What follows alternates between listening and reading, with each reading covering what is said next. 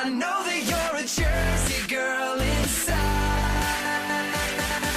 4 a.m. at a diner, stop singing, living on a prayer. I'm thinking maybe you're a Jersey girl with all those highlights in your hair. No other girl can move like you. We pump our fists, damn right it's true. Good morning. This is Shelly, your mouthy mama, talking trash and truths. And this is not Coffee and Chaos. This is an impromptu stream that I threw up because I can't sleep. Hey, cool gamer, what's up? I slept last night for like 4 hours and I had a really weird dream. So I got up, I did my human things and I tried to go back to bed and my brain wouldn't shut up. So here we are. Hey, T Rex, what's up? Thank you, T Rex. Brand new in the morning with that super chat. $4.99. Hey, love you. I love you too, honey. Thank you for the super chat. I wish I had a. Let's see, what can I do for you? I gotta ask Winning to come up with something for like super chats and stuff. Good luck. We're all counting on you.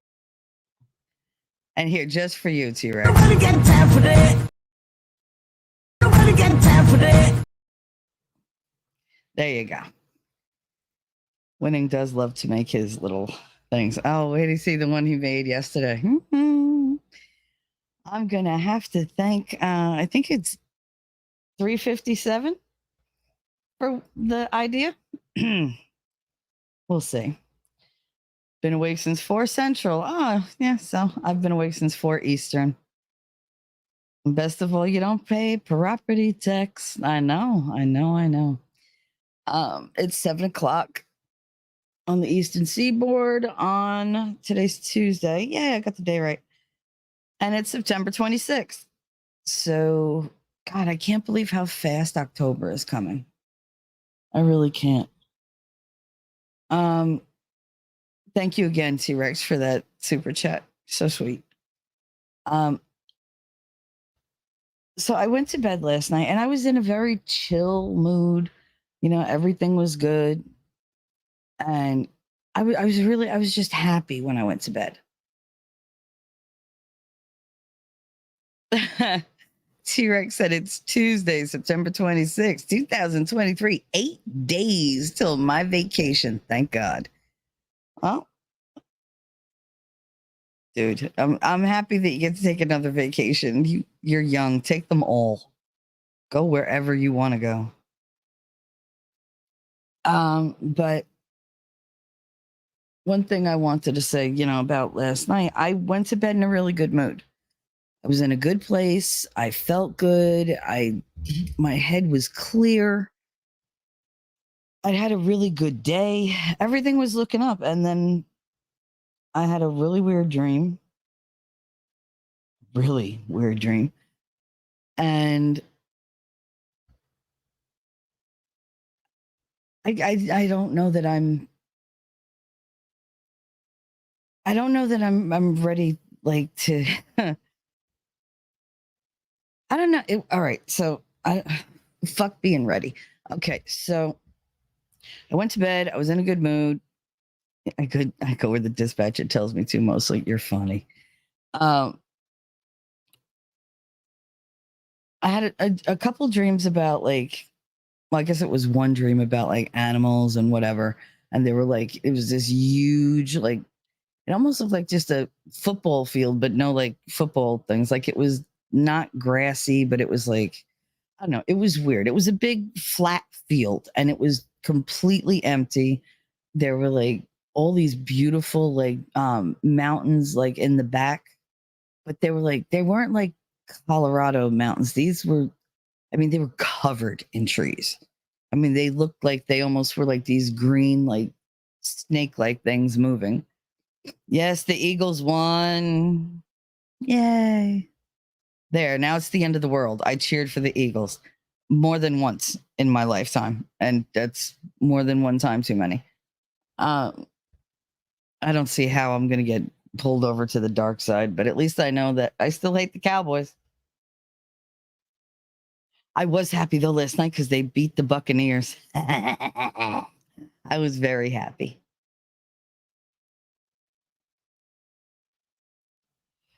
Like I said, this isn't a show. It's not a standard thing. This is just me talking to you and hoping you guys talk back and tell me some stuff. Um, the first dream I had was, it was a big open field. Like I said, the mountains in the back were covered in trees. Beautiful. Hi, Amelia Sparkles. How are you? Good morning. I pop in and listen a lot, but I have a handful of kids to get off to school, so I don't say much. Oh no, honey, as long as you're there and enjoying the show, that works for me. You could even just say hi if you want. This way we know you're there. But it's nice to see you too. I'm glad you joined. Because I really don't know what the hell I'm gonna say. Because I know what I'm gonna say, but I don't know how to interpret it, which for me is really weird because I don't. Okay, my dreams are usually symbolic in nature. They're not direct. They're not anybody talking directly to me. When somebody talks to me, they don't have a face. When somebody attacks me in a dream, they don't have a face unless it's somebody that I know. Last night's dream was just it. It felt like I had like 1,000 dreams, but I can only remember like two.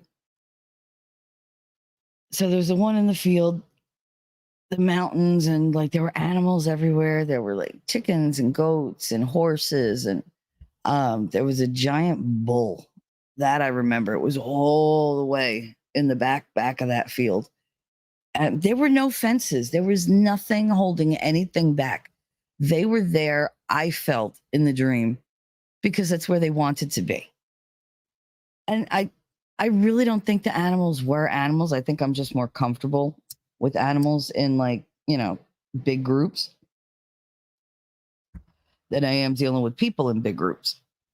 So I think my brain just swaps them out, which would explain why there were so many things like in that field that just shouldn't get along together.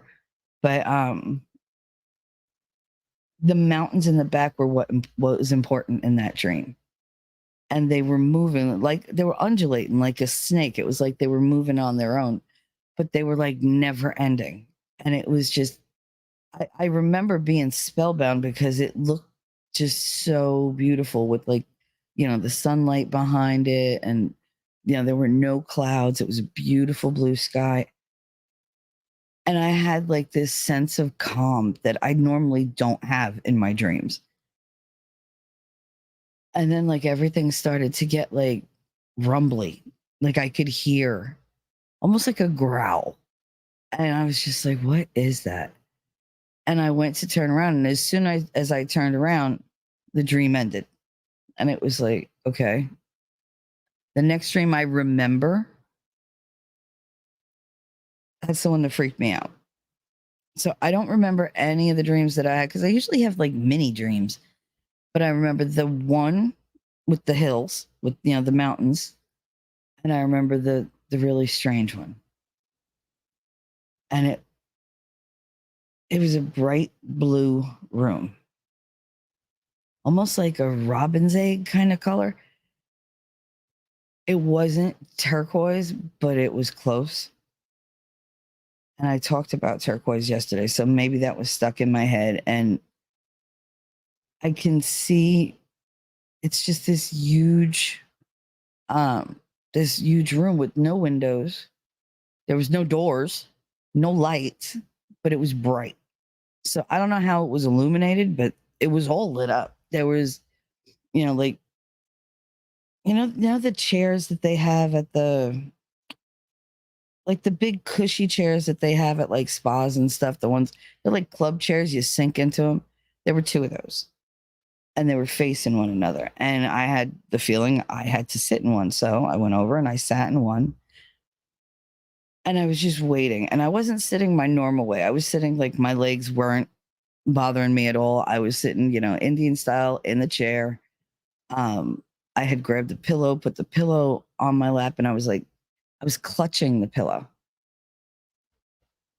And it seemed to be like it was forever. And I started like getting really nervous, and I started hearing that kind of growl, but way off in the distance. I mean, it was barely there, but I was so on alert in this room. It made me so uncomfortable to be in this room. I don't know if it was the color. I mean, the chairs were like a dark, dark brown, and they were made of leather, which I really don't like. I like the fabric more because leather is actually, you stick to leather and it's cold so often. I hate sitting down on something cold. But undulate and spellbound, nice word drops. Thank you. All right, wait, let me jump back into the thing. So, okay, so they're brown chairs, dark brown chairs. They were leather. They were a little cracked. So I don't know if they were old or just, really well loved and worn in. So I get the feeling they were used before for this same thing. So I don't think those chairs belong to me more than they belong to like my dreamverse. So I'm sitting there and I started to shake because when my anxiety kicks in, I shake. And then my chest started getting really, really tight. And I started to pant because I couldn't breathe. And I was afraid that like everything was going to close up. And I was feeling my pockets, and I didn't have like my asthma inhaler. I didn't have anything. I was totally unprepared. And when I was about to freak out, I heard somebody say, "You're okay. You're safe." I know who it was, but it's neither here nor there. And I calmed down and I started doing like deep breathing. And this is all in the dream. And I could feel it like I was doing it in real life because I wasn't really sleeping. I wasn't in a deep sleep. So I don't know where the dream came from because I felt like I could wake up at any moment. So I felt more in control because I felt like I could wake me up. So between the voice and then me knowing that I could wake up at any time, I was calming down very, very slowly, but calming down nonetheless. And it was so weird because I closed my eyes to like get myself together. I opened my eyes and I was sitting across from me. But it was me at like, I guess I was like maybe 14 ish before like I went to high school. It was like right before I went to high school. And on my lap was me when I was really little. It looked like my first day at kindergarten because I could clearly see, the bowl haircut and everything else. And it was an old uniform. So, I mean, whatever memory that got pulled, that it was complete because it was a blue uniform instead of brown. Morning, Jacob. Morning, Enya. We're dissecting my dream and all the shit going through my head. It's not a coffee and chaos show. This is a let's figure out why I'm crazy today show.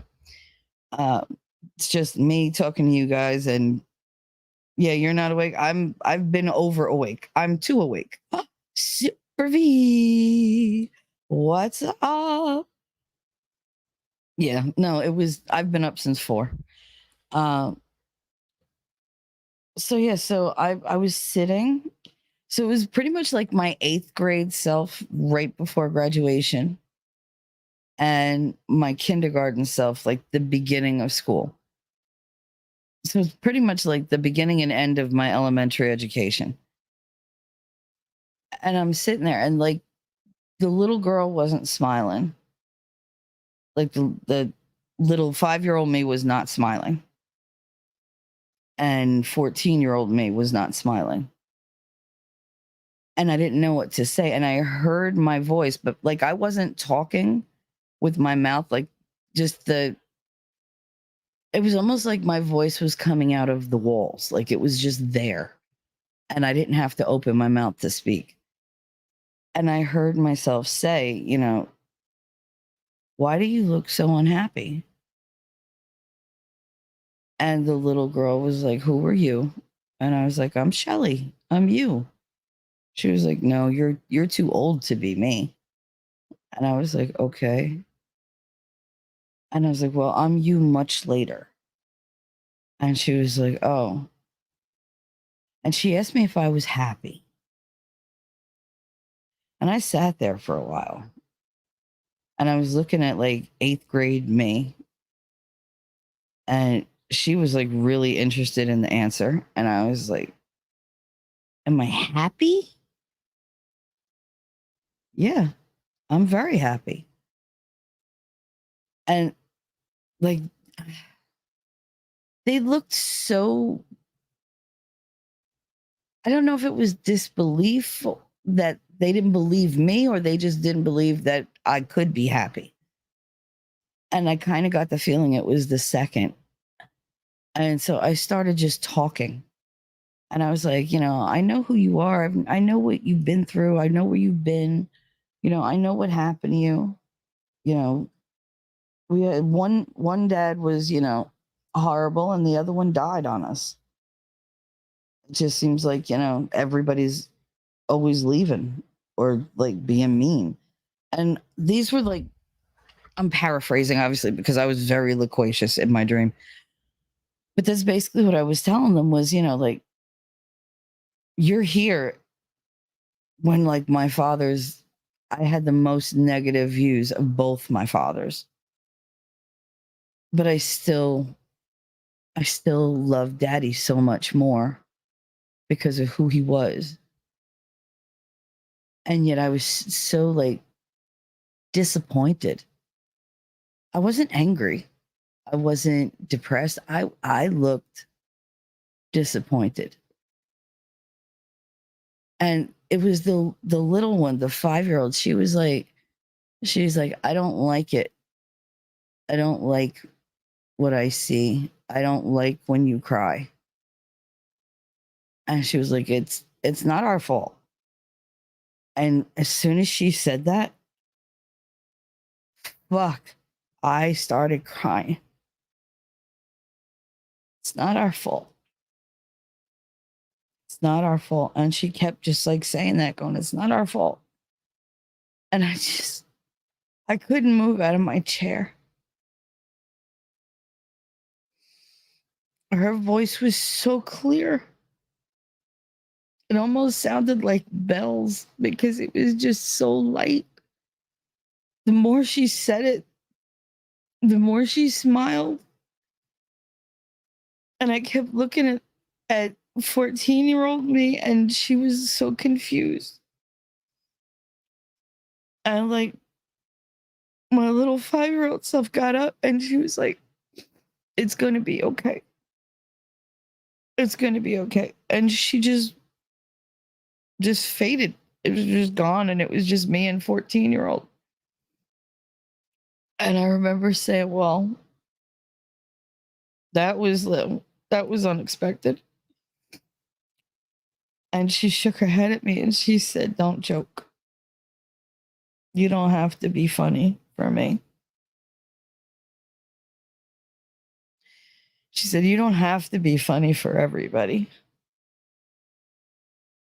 And I was just like, I like being funny. I like making people laugh. I like lightening the mood. And she was like, "Yeah, well, you need to face a lot of stuff." She's like, "I don't want to. So I know you don't want to." And I said, "What words of wisdom do you have?" And I remember calling her Swami, and she just gave me my eyebrow, and it really kind of freaked me out. Because, I do the lift one eyebrow and look at you, and you're just like, "Okay." And she did it to me, and I was like, whoa.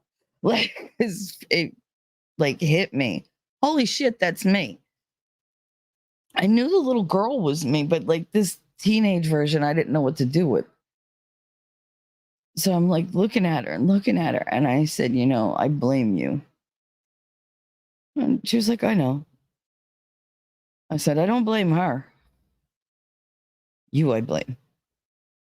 You chose your friends." And she was like, "I know." I know. I could have chose better. They were fun.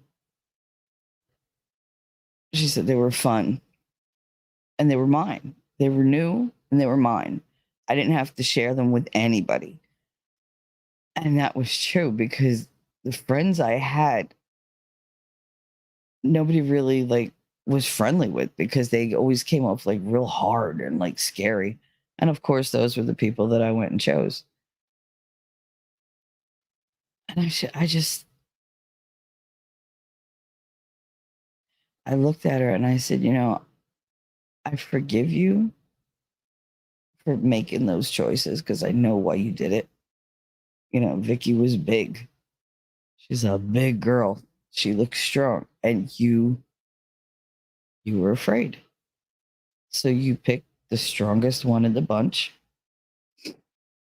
and you just became friends with her. And she protected you through everything until she turned on you. And I don't know. I've just felt like this wave of impatience. Like I started like getting like to that point where I was shaking again, but this time I was shaking like with this desire to like leap up and like I wanted to hurt this girl so much. I forgave her for what she did, but God, I was mad at her. And I told her, I said, you should have kept the kid on your lap. And she was like, you can't do anything to me. She was like, everything that's been done has been done. She was like, there's nothing you could do to me. And I was like, then why is it important that I forgive you? And she was like, because if you don't forgive me, you're never going to forgive yourself. And I mean, in the moment, it made sense. And I was like, okay, so I could just forgive you when this is all over. And she was like, I don't know, try it. And I told her, I said, okay, again, because I was aggravated at this point, I forgive you. And she was like, okay, I don't think you're telling me the truth. And it was just like, it was so weird bantering with myself. And I was laughing by the end of it because it was just so stupid. And she said, what's the one thing you want to say to me? Just pick one. I said, the one thing I want to say to you is you wanting to be safe, but not knowing the person ruined my entire life. You crushed every dream that we had, every one of them. And I don't know that I could ever forgive you for that. She looked me dead in the eye and said, you made those choices too. And I woke up quick. And all I could hear was that ring in my head. You made those choices too. You made those choices too. And I sat there in bed for a good hour. I wrote down everything so I wouldn't forget it. And I was thinking, yeah, I did make those choices. I didn't know anything and I made those choices. I didn't know that one thing would lead to another and lead to another. I've been blaming that girl who chose Vicky to be friends with, because it was Vicky and Lydia. I chose them as my friends, and they're the ones who led me to go into the school dances. They were the ones that led me to meeting that asshole at the school dances. And they were the ones that encouraged me to date him, even though I said I wasn't going to date until I was at least 16. But I was 14 years old. It was a week before my birthday when I met him.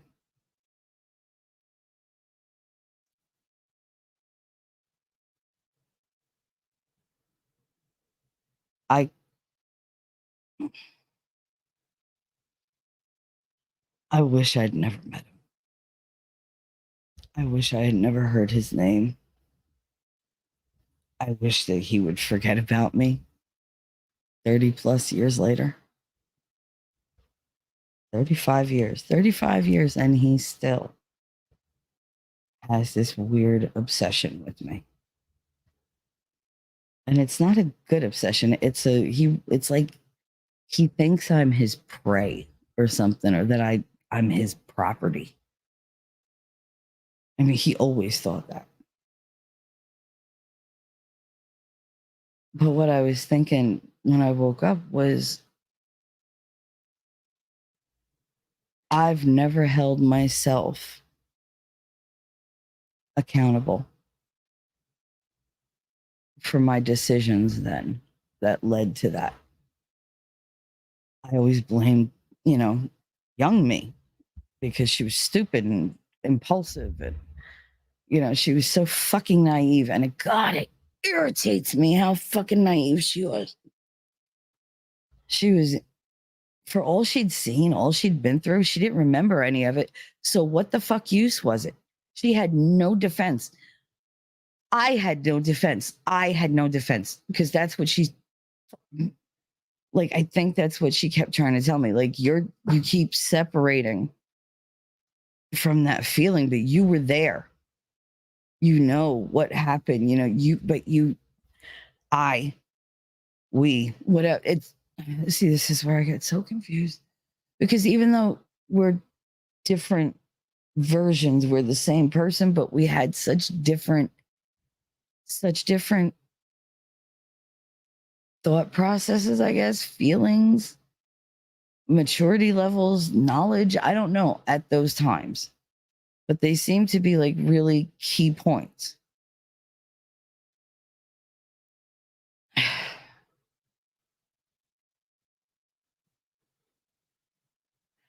I don't like being taken advantage of. I don't like not knowing things. And I don't like being told what to do by other people. I mean, of course, there's certain times, it's warranted, but for the most part, I don't like people telling me how to think, how to feel, any of that.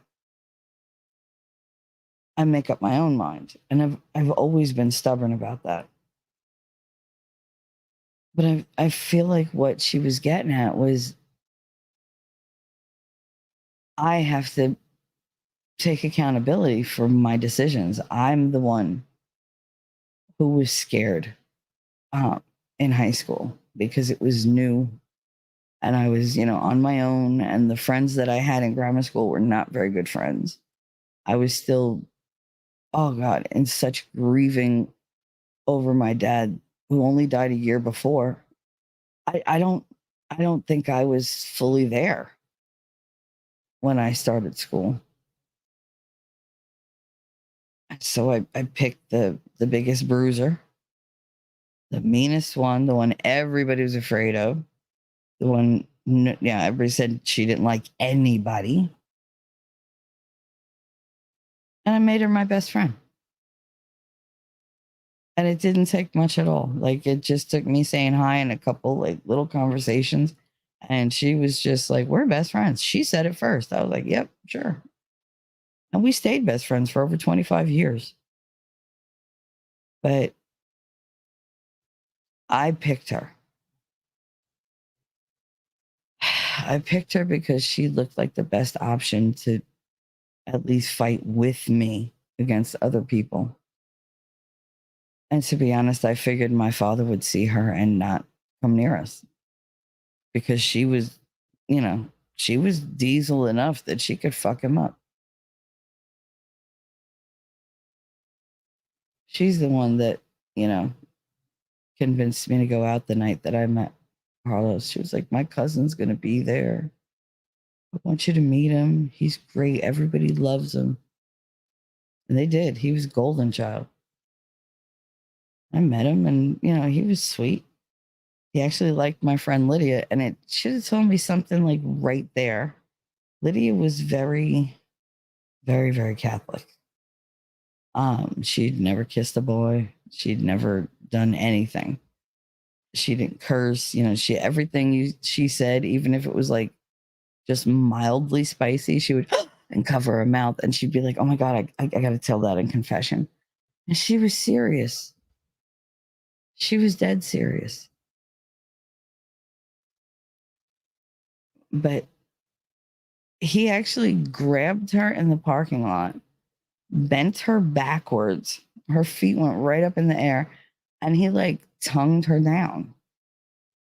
And I was standing right there, like we had just met. And I was appalled. I was absolutely disgusted. And I remember looking at Vicky going, "This isn't normal." And she was like, "Oh, they're just rapping." I was like, "We don't do this." And she didn't get it. Lydia and I we were good girls. You know, we were very devout, you know, in our religion, in our family lives. Everything was, you know, traditional. It had to be like old world. I mean, traditional didn't even cover how we were raised, you know, because her parents were much older. You know, I was raised by my grandparents. All our friends were raised exactly the same way we were. We were all freaking Italian Catholics. And I don't mean like half Italian, no, 100% Italian from all over the fucking place in Italy. And we all had the same upbringing. So we understood one another. And to see him do that to her, it was disgusting to me. And I mean, it only lasted a couple seconds, but like he stood her up and she looked like she was going to vomit. And she ran to me and I hugged her and I was like, "It's okay." And I told him, "Nobody asked you to do that." Like, I was very timid. And he was like, "I wanted to do that." I was like, "Obviously, she didn't like it." And he was like, "These prudes." And he walked away. And I'm standing there like, Vicky's like, "You guys need to like loosen up." And she was like, "We were just chilling." She was like, "He was sweating you." And it was just like, we didn't even know what that word meant. So like she left because she was aggravated. And I walked Lydia home. It was like me, Lydia, Fran, the other Franny. Um, and who else? We have one more there. Oh, Melissa. And so we were all there. And we walked her home. Then like they walked me home. And then they went home. But when we walked her home, she was freaking out. "Oh my God, oh my God, oh my God, oh my God. Oh, I'm dirty now. Oh, I gotta go to confession. I gotta go to church. I gotta go to church." I was like, "There's no church open right now. It's 11 o'clock at night. Like, let's walk you home so we can go home." And it's so funny because she actually did go to church the next day. She called me and was like, "I can't go to confession by myself." And I was like, "Which church are we going to?" She was like, "You like St. Anne's? We'll go to St. Anne's."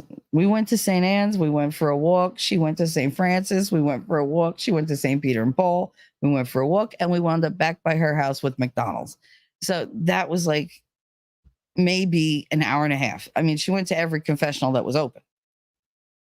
And I found it hysterical that she was doing it to this extreme over a kiss. But she was really distraught. She was torn up about it. And we talked for hours and hours. And we talked about all the things that, you know, we wanted. And I told her, I said, "The most important thing for me is to find a good husband and just have a big family. I just want a big family." I was like, "I don't want anybody to grow up alone like I did." I was like, there's no reason to grow up alone. You should have all brothers and sisters and cousins all around you." And, you know, she was shaking her head like, yes, but, you know, nodding her head, I should say, because she came from a big family. You know, she had a lot of brothers and sisters. You know, they had a lot of cousins, and everybody lived either in their building or the next like two buildings on the block because that's what we did. And I sat there with her and I told her, I said, these are the only things that are important to me. And she was like, "Well, what about college? You know, you could be a doctor. You could be anything." She was like, "You're so smart." And I was like, yeah, I'm not really worried about going to college. And I remember telling her, like, college is expensive. My mother, my mother lives off the social security benefits that I got when daddy died. Like, she doesn't make much in the gas station. She made like $200 a week in the gas station. Never worked for family. Uh, but like she used my money because she just didn't have it.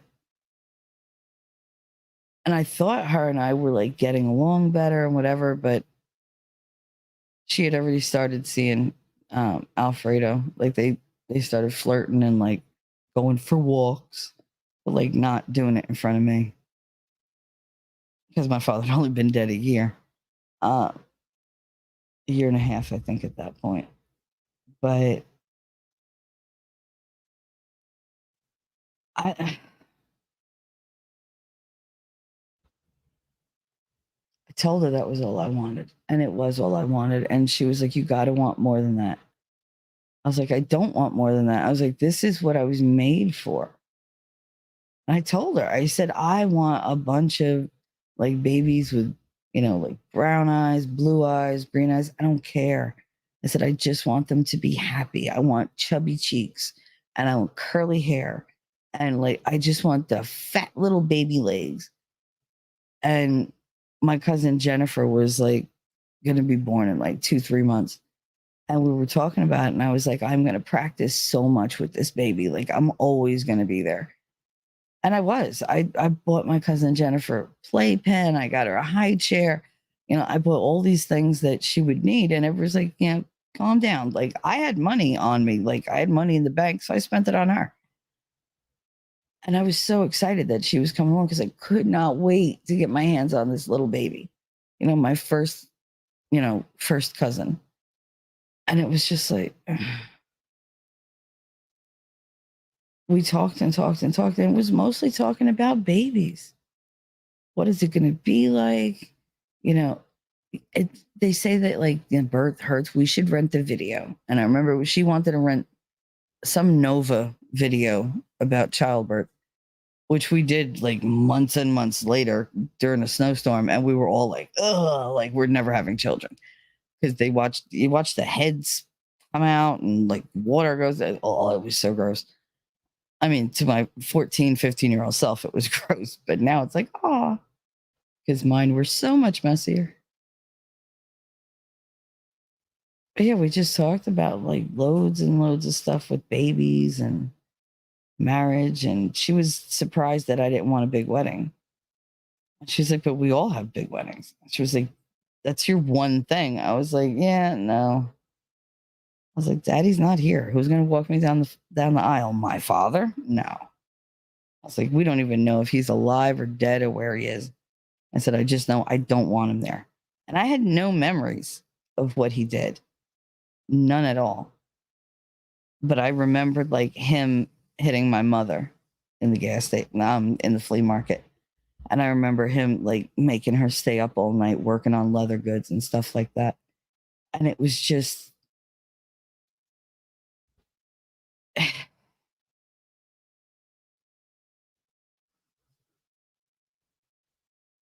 it was a lot. It was a lot because it was really hard for me to admit back then how much I missed daddy because I wasn't allowed. It was always no, don't bring it up. We don't talk about that. Don't cry because your mother needs you to be strong. You can't cry. I spent most of my childhood being told you can't cry. If you keep crying, I'm going to come over there and give you something to cry about. That was their favorite line. It was like the collective, like they all knew that line.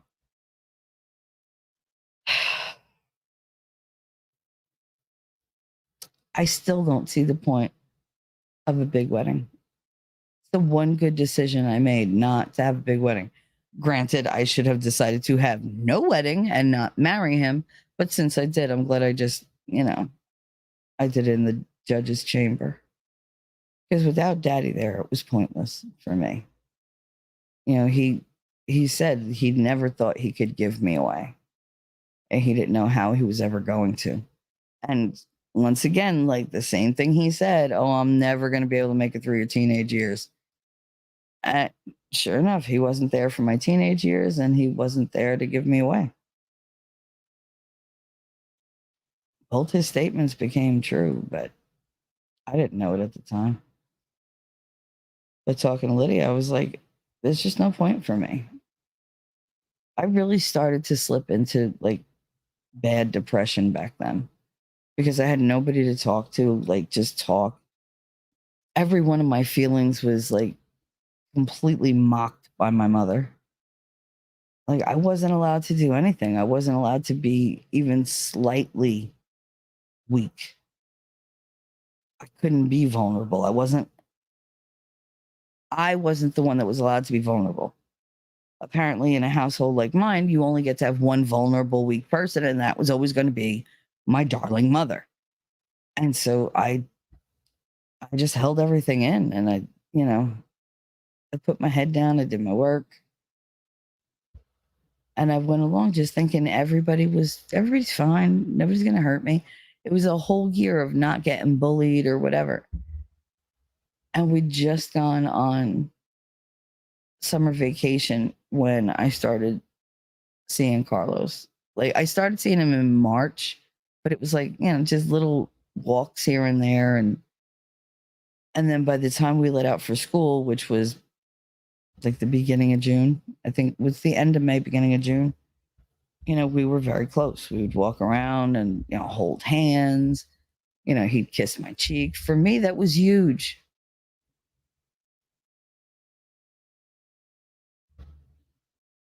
The middle of June was when he did what he did.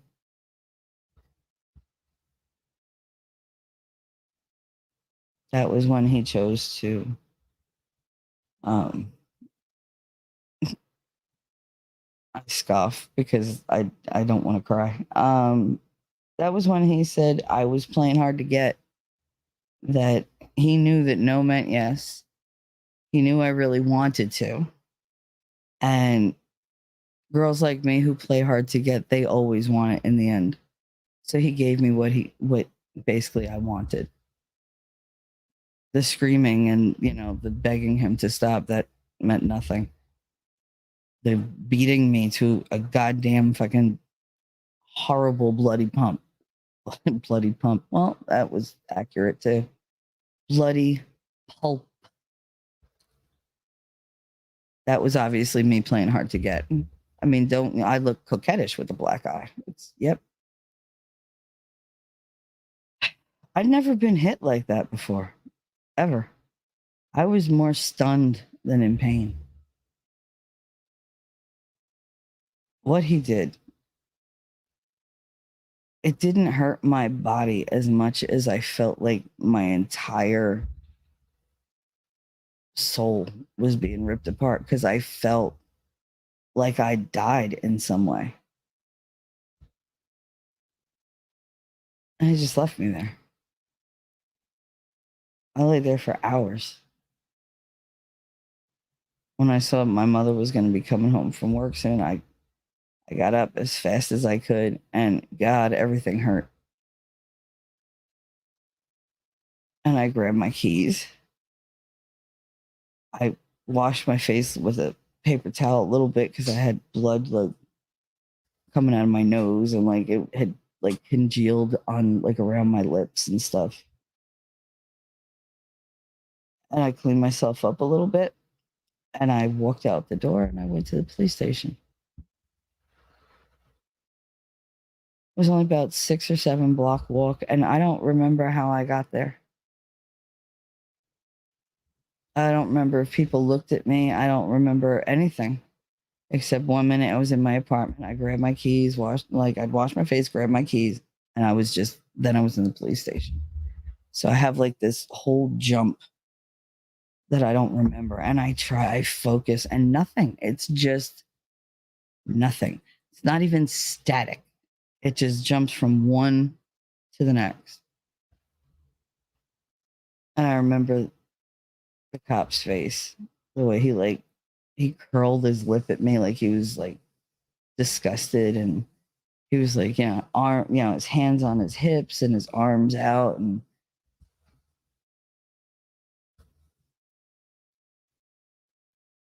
I just turned around and I left because he he told me that I couldn't say anything because I can't regret, open my legs. So it was like, oh.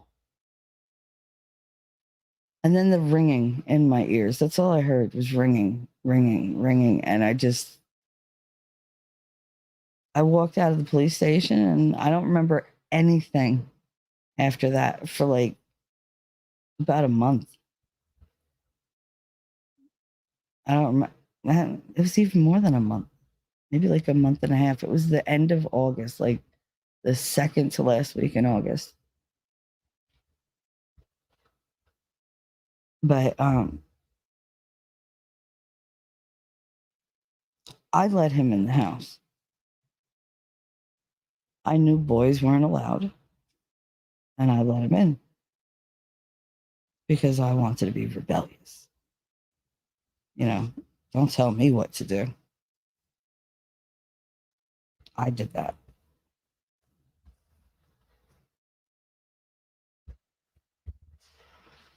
That girl did that, and I did that.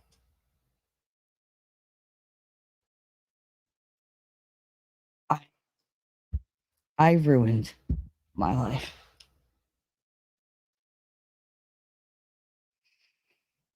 I thought I knew better.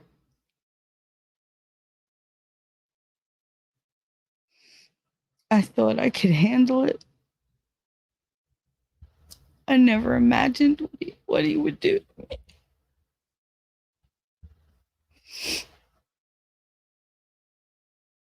And it was my fault.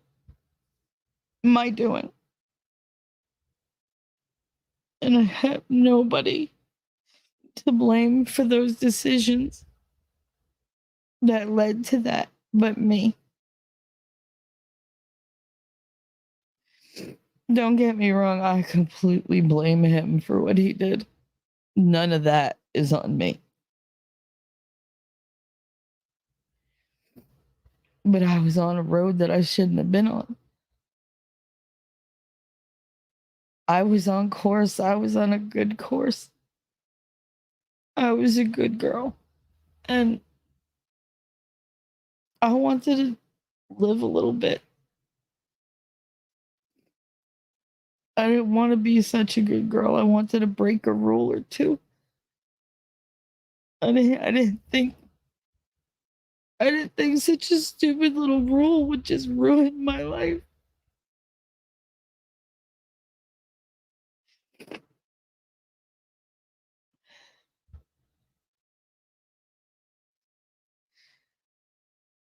I think I picked badly for all my relationships because I wanted to pick badly.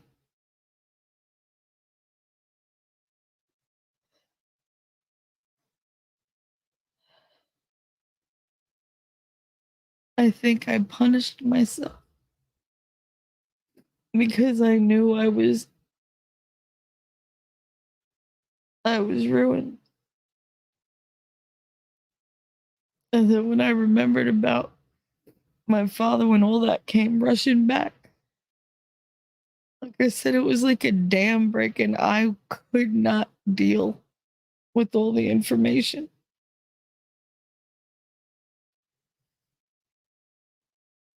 I mean, the first thing I did was try to unalive myself.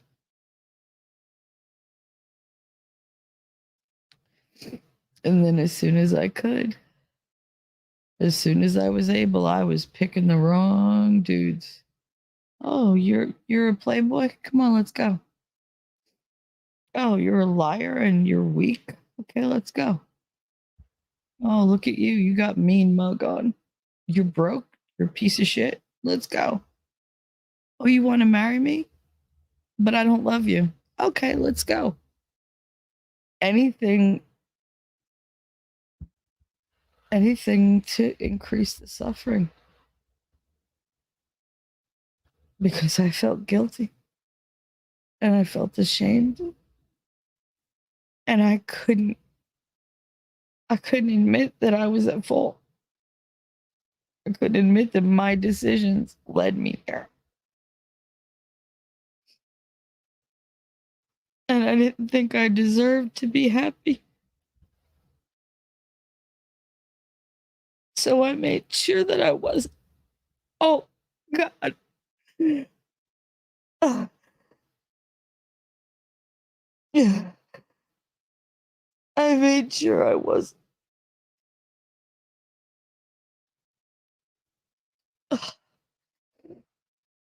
Ah, oh, God, how stupid could I be?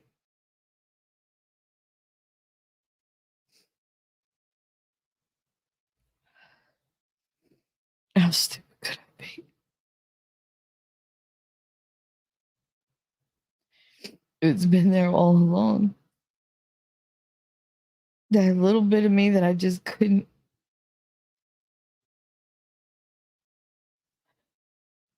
I just couldn't see it. I guess I couldn't. I couldn't face it. Maybe I don't know, but it's so clear right now. It's so clear. I did it. I stepped off my path. I wanted to be something I wasn't.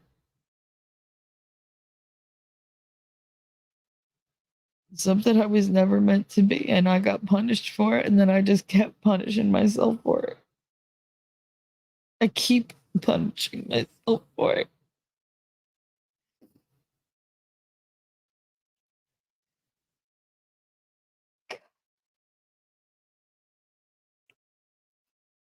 Oh, why didn't I ever see that before? Why did anybody fucking tell me a fucking therapists are good for nothing? Self-discovery my ass. Somebody could have helped me. And that's the thing. I stayed with groups of friends that I knew would never help me. I stayed with my mother, who I knew would never help me. I stayed with my grandmother, who I knew could never know. She could never know what happened.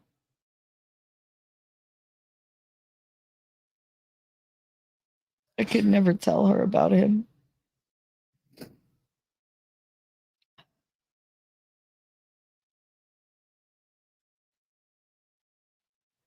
I mean, was that it? I feel like there's more, but I can't see anymore. I just see a road. This long winding road, and the road just goes off into the distance and I'm not on it.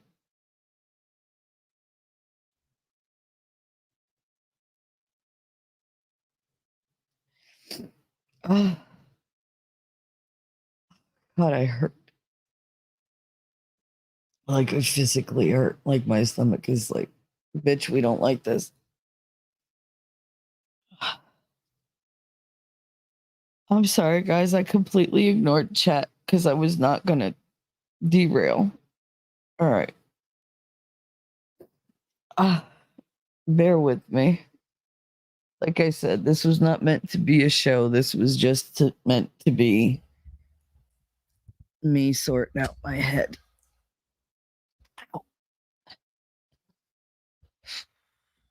Alrighty. Ugh, my face is all wet. God, my neck is wet. Jesus, how much did I fucking cry?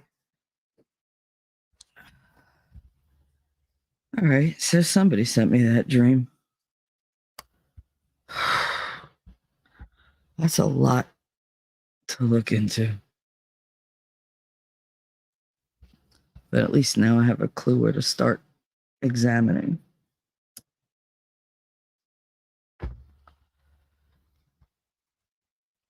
Cigarette. I wish it was weed because I know I only smoke weed like a little bit at night now, but I could really use some right now.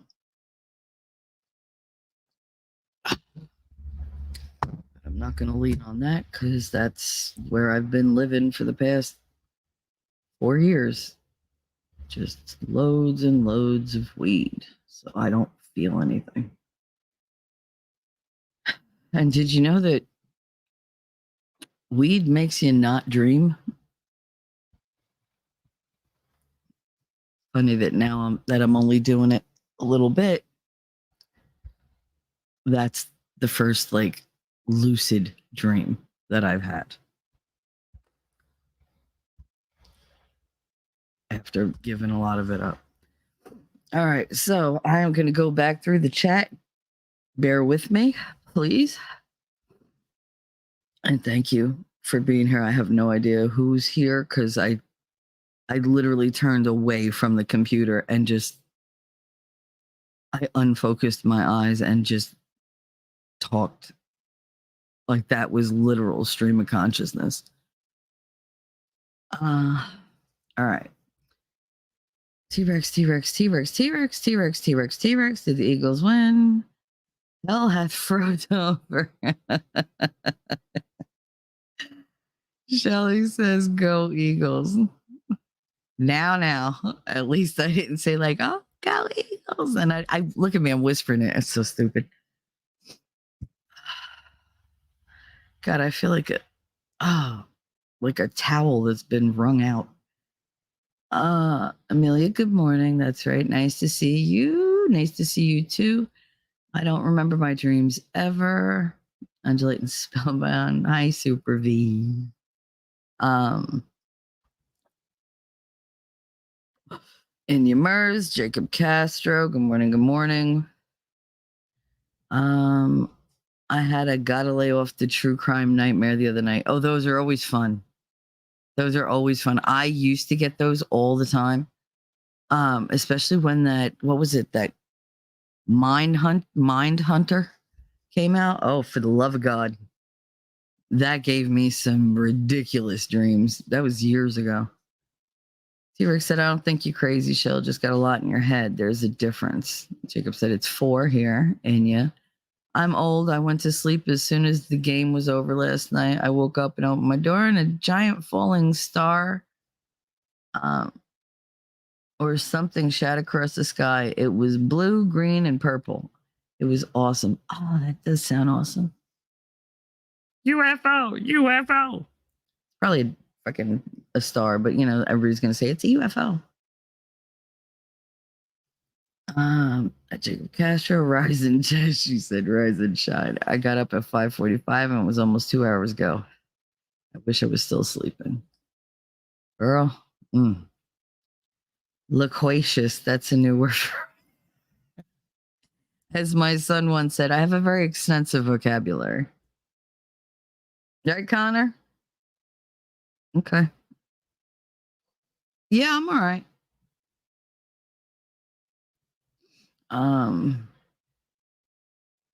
He came out here and he was just standing in the kitchen when I was crying. And he knows when I'm like in the middle of something like that.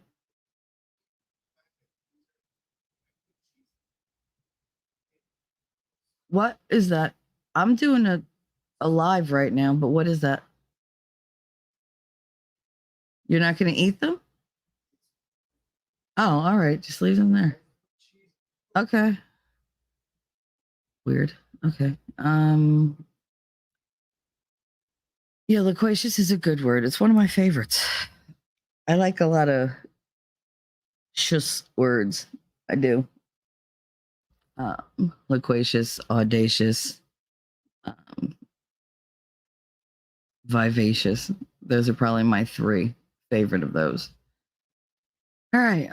My 12, 13-year-old self would narc on me. I just know. My 12, 13-year-old self would never have spoken to me.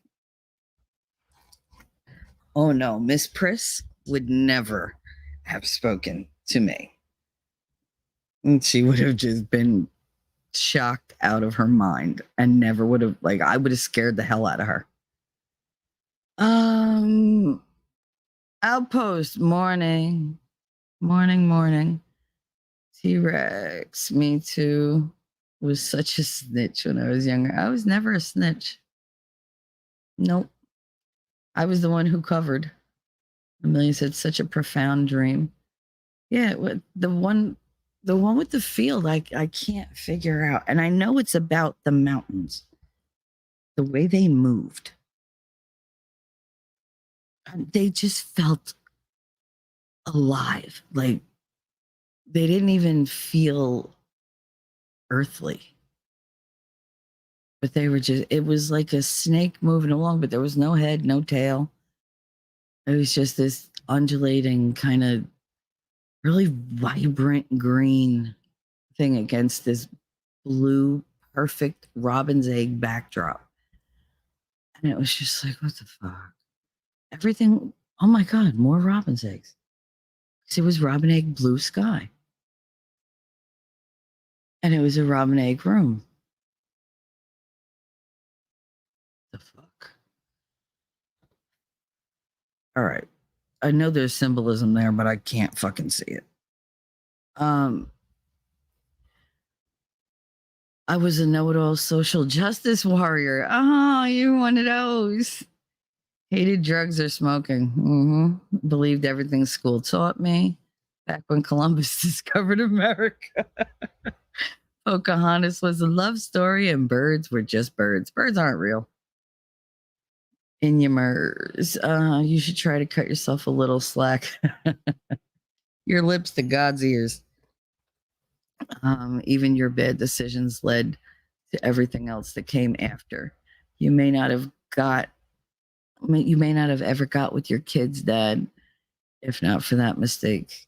Yeah, no, I mean, you're right. And I tried telling myself that in the hour that I was sitting in my chair going, just go live, just go tell them, just go talk to them, just go do it. And I didn't want to do it because I said, I don't want to go on there and they feel like I'm whining, but I don't have anybody that I can run to and say that to that I trust, like I do, but not like IRL, like that are right here.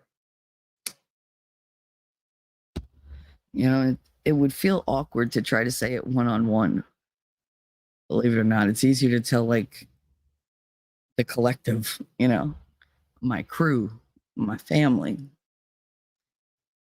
Rabbit, I don't know if you were here the other day when I said thank you for the gift memberships. I really appreciate it. I can't see that on StreamYard, so it just drives me crazy. And hello, Rabbit. Nandor's Man Bun. What's up, Mama? Stopping by to say hi and feel up your like button. I like it when you feel up any button. T-Rex. Hey, talking trash and truth. Do you and your mom, current husband, get along?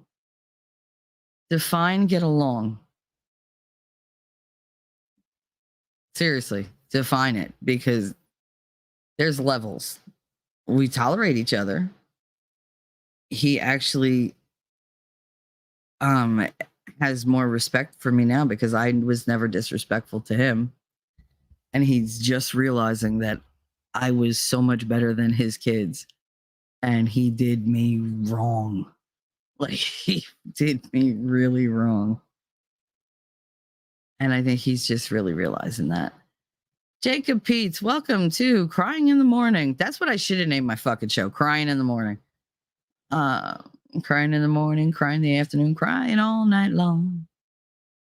I don't mind crying, but I'd rather be crying out to Jesus in pleasure than fucking sitting here crying in goddamn shame. Ugh.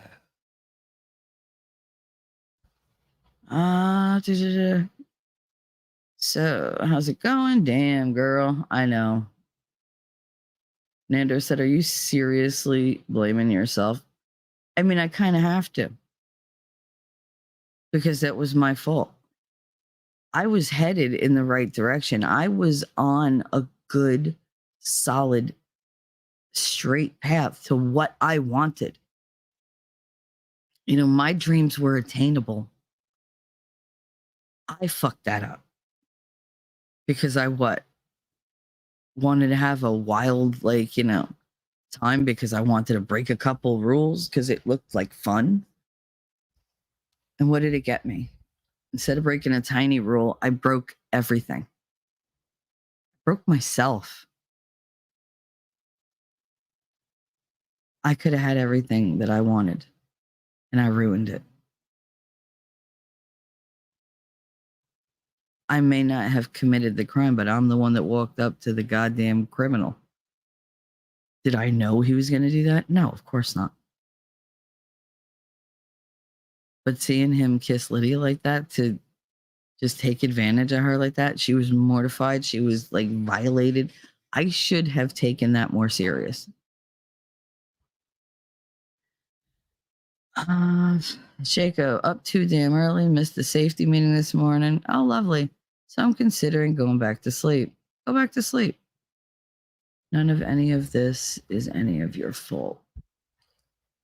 It is though, Rabbit. And I think that's what it was trying to tell me. I can't move past so much of it because I made the decision to date somebody that my family would never have approved of. Why? Because I was feeling rebellious? Because my dad died and I wasn't allowed to cry. So you know what? Fuck you. I'm going to do what I want. I went and did what I want. Look where it got me. You know, I don't hate myself for it. I mean, maybe not now. I'm sure I did. But yeah, I fucked up. I fucked up. It was me. I fucked up.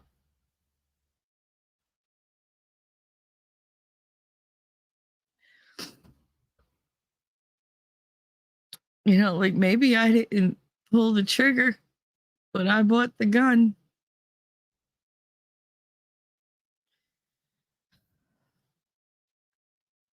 Amelia said, Jacob said, Amelia gave me an air hug. Thank you very much, sweetie. This is why I go through so many goddamn tissues in this house. Jacob said, the problem with life, Shell, is you got to live it. And that means bumps, bruises, and mistakes. But that doesn't mean you messed your life up.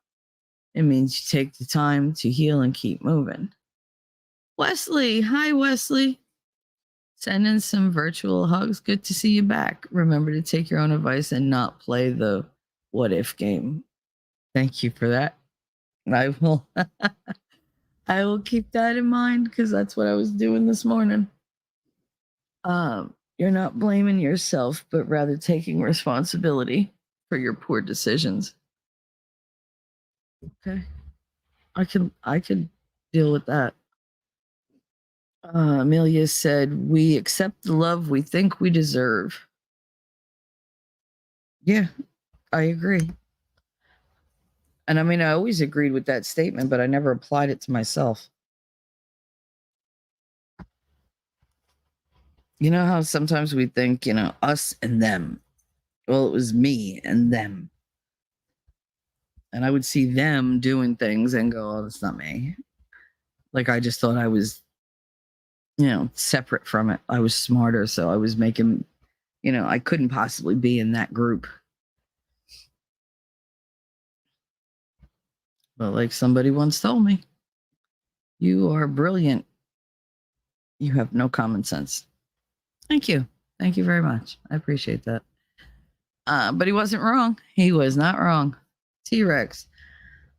Tearing up a little, blaming yourself makes me so sad, but I love you, Shelly, and you're not to blame. He's to blame, and you're not Rue.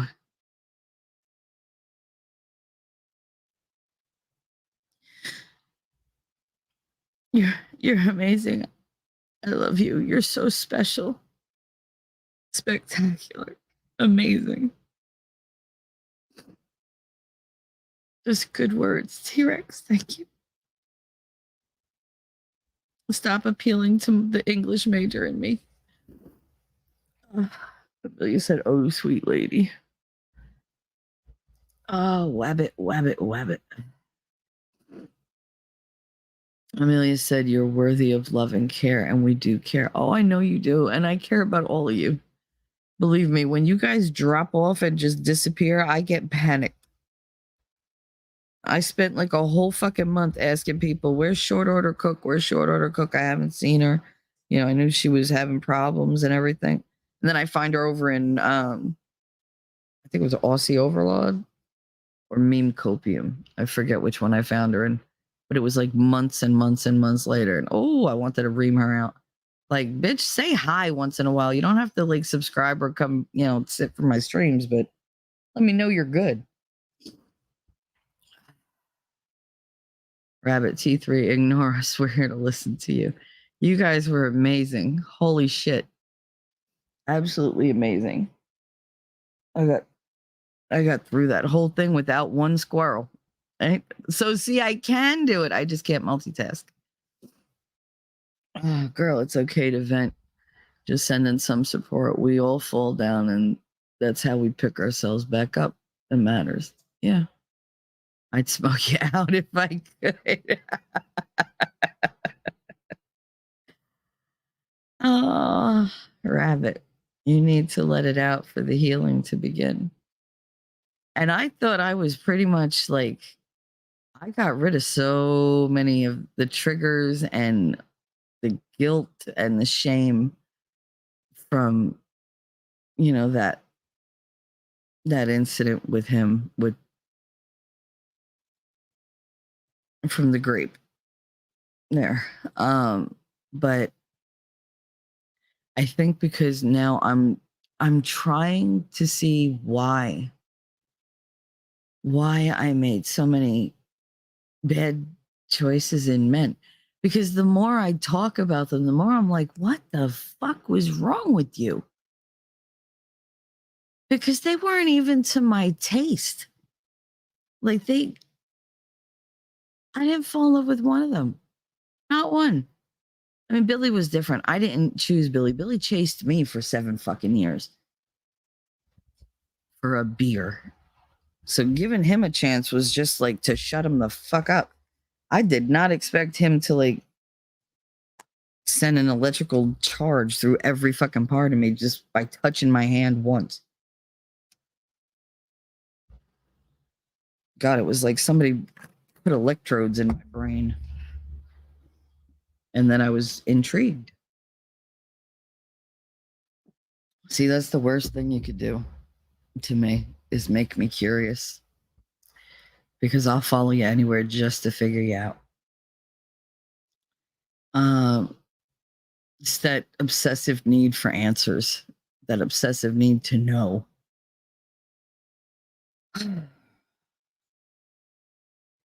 Amelia, it makes me not dream as intensely, but I still dream pretty vividly.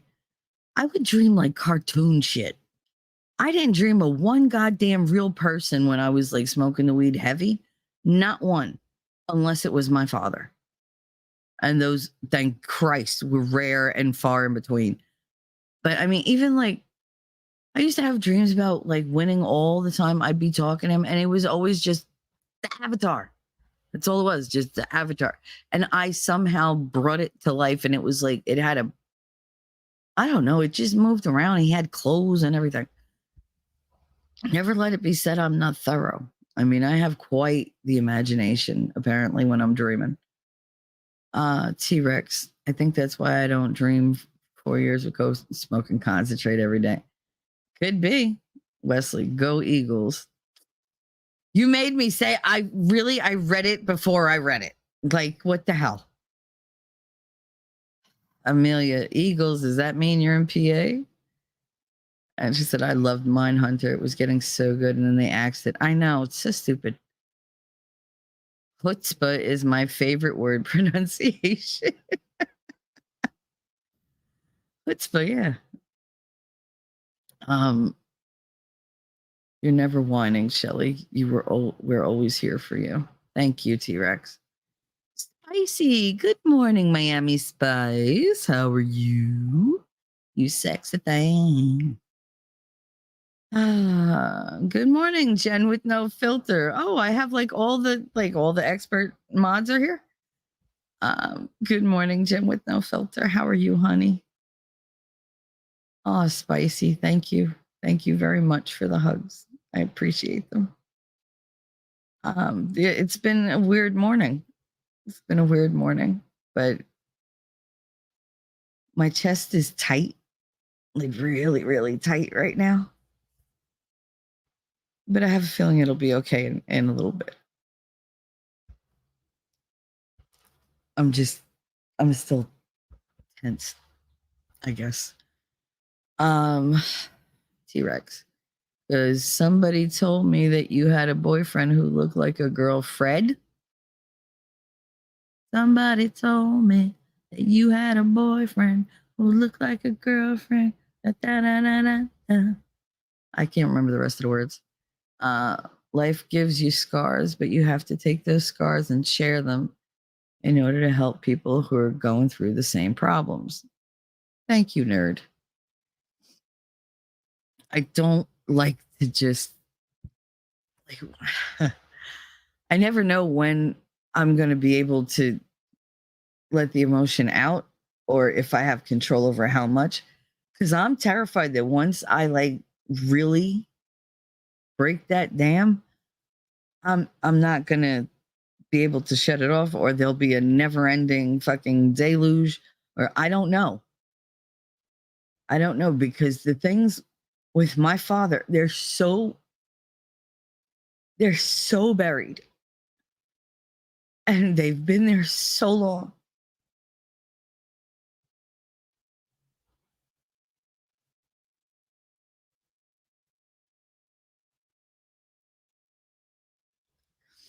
I don't know how I'll do it. I know I have to, but I don't know how. I don't know how I'll feel safe enough to say it.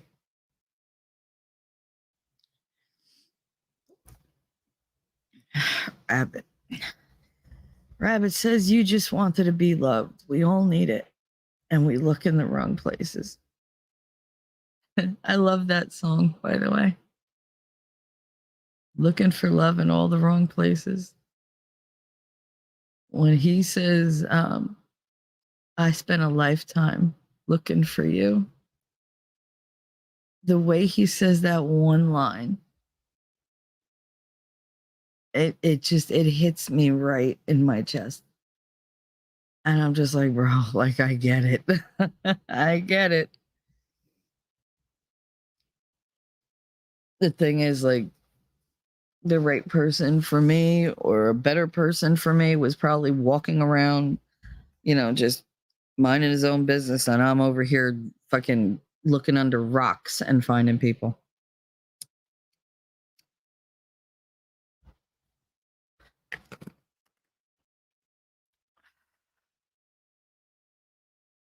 What did I think I was going to find underneath the rocks?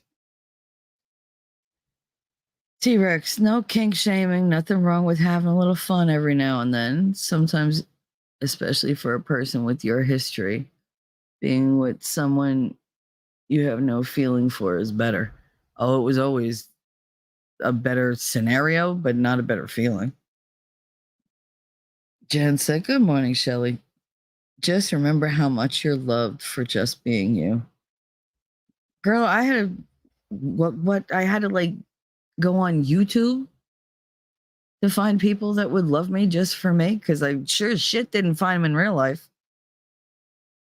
Even the one that I was, that I came shooting out of didn't fucking feel that way. And I mean, really, not for nothing. I talk about how all, the men that have wronged me and the men that have hurt me. Winning brought something up the other day that he was angry with my grandmother. That I painted her to be this hero, this amazing woman. And he was almost like, he really kind of wanted to, have met her at some point because she sounded amazing. And when I said that she knew, I kind of tried to gloss over it. And he held on to it. And he said he was angry with her for not doing her job. Like he was already angry with my mother, but he was angry with her because she didn't do her job. She didn't protect. She didn't. He was like, why didn't you ever like bring that up? And I was like, thought I did. Like he had one memory of it, of me talking about it. And I just kind of like said, yeah, she saw like it was a new thing, but no, it was over time. I guess I didn't communicate that. Probably intentionally, like subconsciously, but intentionally. And I started thinking,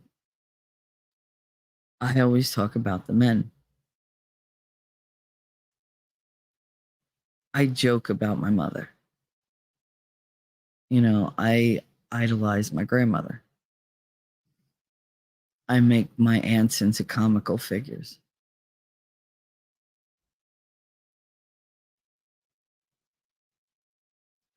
What did they do? I never talk about what they did. If you ask me, I wasn't like I got yelled at, but it would come out of my mouth, but they never hit me. But that's not true. That's what I keep telling myself. At least I had my grandmother. At least I had my mother. But did I? Because if I look at like how my mother just threw me to the wolves, I kind of want to say she's a little worse than my father. Just in different ways.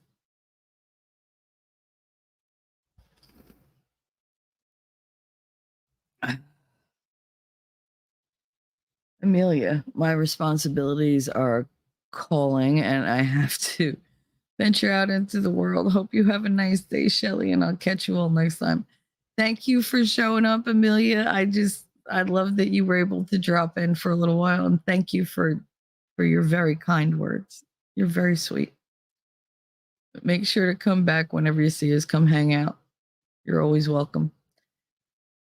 Lady Awesome. Happy awesome day to you. Was someone calling for expert mods? Oh, Rabbit, wait, before I get back to Lady Autumn, how's your mouth doing, Rabbit?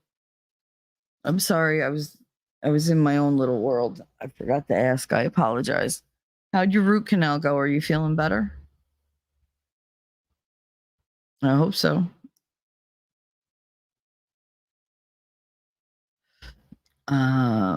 And I'm sitting here waiting for her answer like a jerk. All right, I'll get to it. Let me go back to Lady Autumn. Lady Awesome. That's what we really need to call her. She should be Lady Awesome Sky or Lady Awesome Autumn Sky. That would be funny. She could be LA2C, LA2S. Latus. Hi, beautiful souls. Wishing you all the good things on this Tuesday.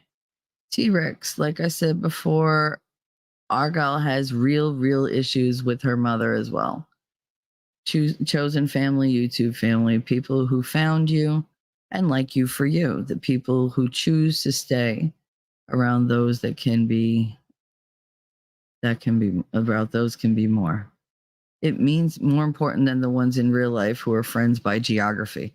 Yeah, I'm kind of like, that was most of my relationships though. It was like, I know I chose them, but it was always like, my relationships never, they just happened. Like I didn't date like different guys because I didn't like going on dates. I like going to the movies and stuff, but like with all my friends. And the thought of like just being alone with somebody, all the time just freaked me out. But I found myself in relationships. I would just be like hanging out, and all of a sudden it's 4 months later, and this guy is up my ass. He's never left, and he's just like, "Oh, I love you." I'm just looking at him going, "What? Where'd you come from?" Like I couldn't understand how I got to that place. Then I was like, "All right, whatever. Yeah, we're all right. I'm your girlfriend. Whatever." Like that's basically the level of enthusiasm that I had. I didn't worry about what these guys thought. I didn't worry about, like, are they going to like this about me? Are they going to, I didn't give a shit. Not one single solitary shit. Because I didn't care about them. I didn't care what they thought of me. They were completely irrelevant. I don't even remember shedding one tear when I broke up with, I don't know, Tommy.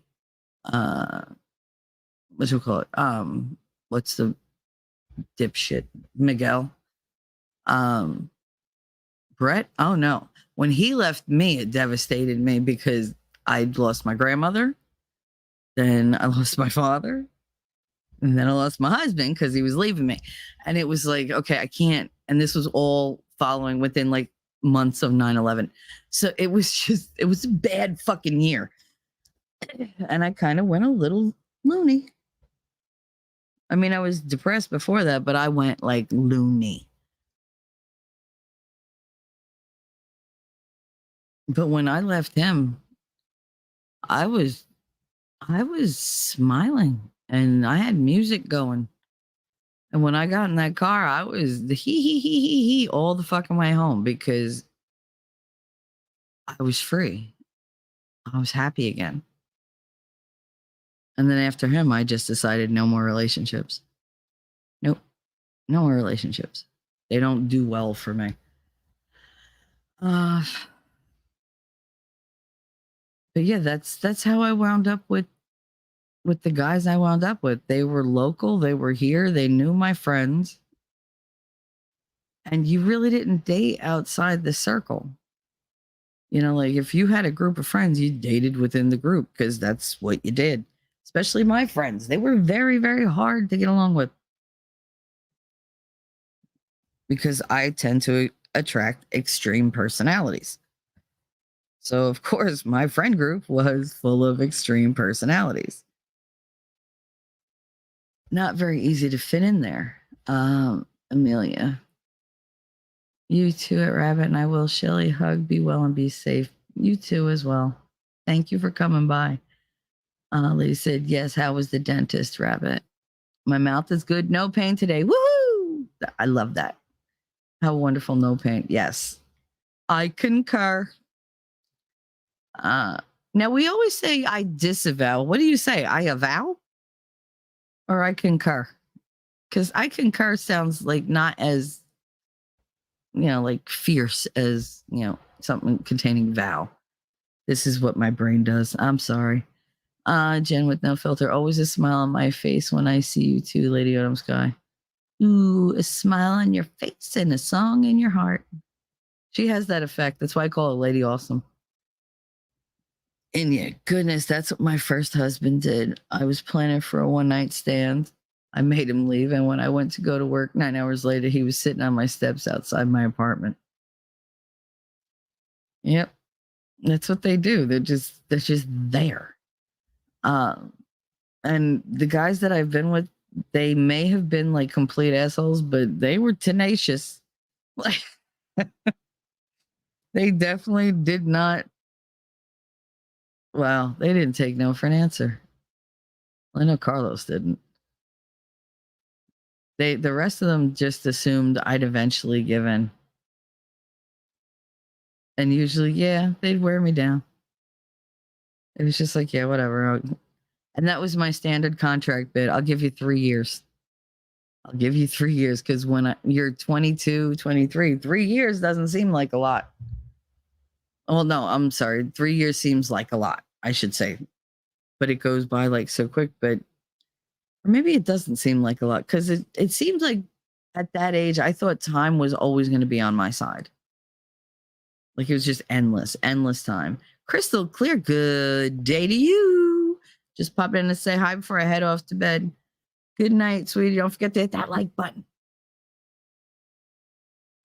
Because I'm doing better in the algorithm lately. So I'm hoping like more people get the message and get to see everything and benefit from something. Hey, BLK, what's up? What's up? So Jen with no filter said that was your mind's way of protecting your being. You built a wall around your soft center. Yeah. That's the problem. I don't like for people to know that I'm just a mush. I'm such a mush. Like I will bark, bark, bark, bark, bark, even as you're petting my head and I'm like wagging my tail. I'm just, I will keep barking. But I'm one of those cute little puppies that gets confused.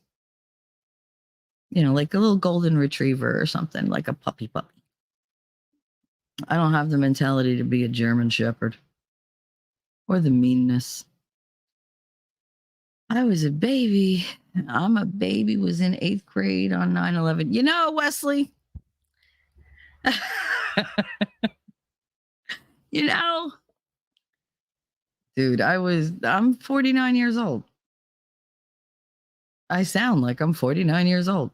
If you hear my mother talks like this. I am going to have a show with her on one day. It's just, she does not wake up at 8 o'clock in the fucking morning. And I don't think she could figure it out from her apartment to do the StreamYard and everything. So I'm going to have her here on the same mic. I just got to get her here. But yeah, I know that you all want to talk to her. I will make that happen. I will get her ass here for an afternoon show or maybe something on a weekend. I don't know, but I will get an interview with my mother, and I'll even let you guys ask her questions, and she'll have to answer them. And I will not hold a knife to her throat either and make her answer them my way. Like, she could be honest. Now, this disclaimer, my mother cannot tell a story straight to save herself. She will put 3 stories together and make that shit work. And I'm just sitting there going, none of that happened. Not together, anyway. Yes, no. Like, old woman, none of that happened. Like, stop it. And I can't even blame it on her age because she's always done that. I could literally be in the car with her and a deer crosses the road. By the time we make it down the mountain to the house and she tells Daddy, she's already saying, oh my God, there was this family of deer that ran across. She exaggerates everything. And I'm just like, it was one deer. It was far ahead of us. We didn't hit it. It was fine. Like, and she'll just make it I skidded and and I'm like, God, you're so fucking dramatic. Then you said I let him hang around a few weeks and I tried to break up with him. He showed up at my job with roses and tears. Aw. Well, Rabbit said, I was a loner all my life, a social misfit because we were isolated growing up. Yeah, I mean, I grew up in a city, but I was isolated. I was never allowed out of the house to go to school, Catholic school. Oh yeah, there was a big, wide open kind of thinking there. No. It's terrible just not knowing the world, not knowing the true nature of people. That did not serve me well. There's protection and then there's, keeping me ignorant. I felt like it was more the second than the first. Like, button hit. Thank you, honey. Just finishing my smoke. Yeah, I really, really, really wish I could hit this fucking last bit of weed, but no, I'll save it for tonight when I want to go to sleep and not have another dream. But no, even like with the little bit of weed, the dreams are there now. It's just I'm not smoking weed all day long. My back doesn't love it, but my back is just gonna have to suck it up. Everybody's saying hi to Tony G. Danielle, good morning. How are you, sweetness? She said, oh, waking up to your sweet voice. My sweet voice. You're funny. Just calms my day. Morning, love. Morning, lovey. I'm glad you're up and at 'em, little one. T-Rex, Clear Central. What time is it over there on your fake continent? you already got in trouble for calling them fake continents. You know that. Like, I think that joke needs to go away and die. Let's see. Chat.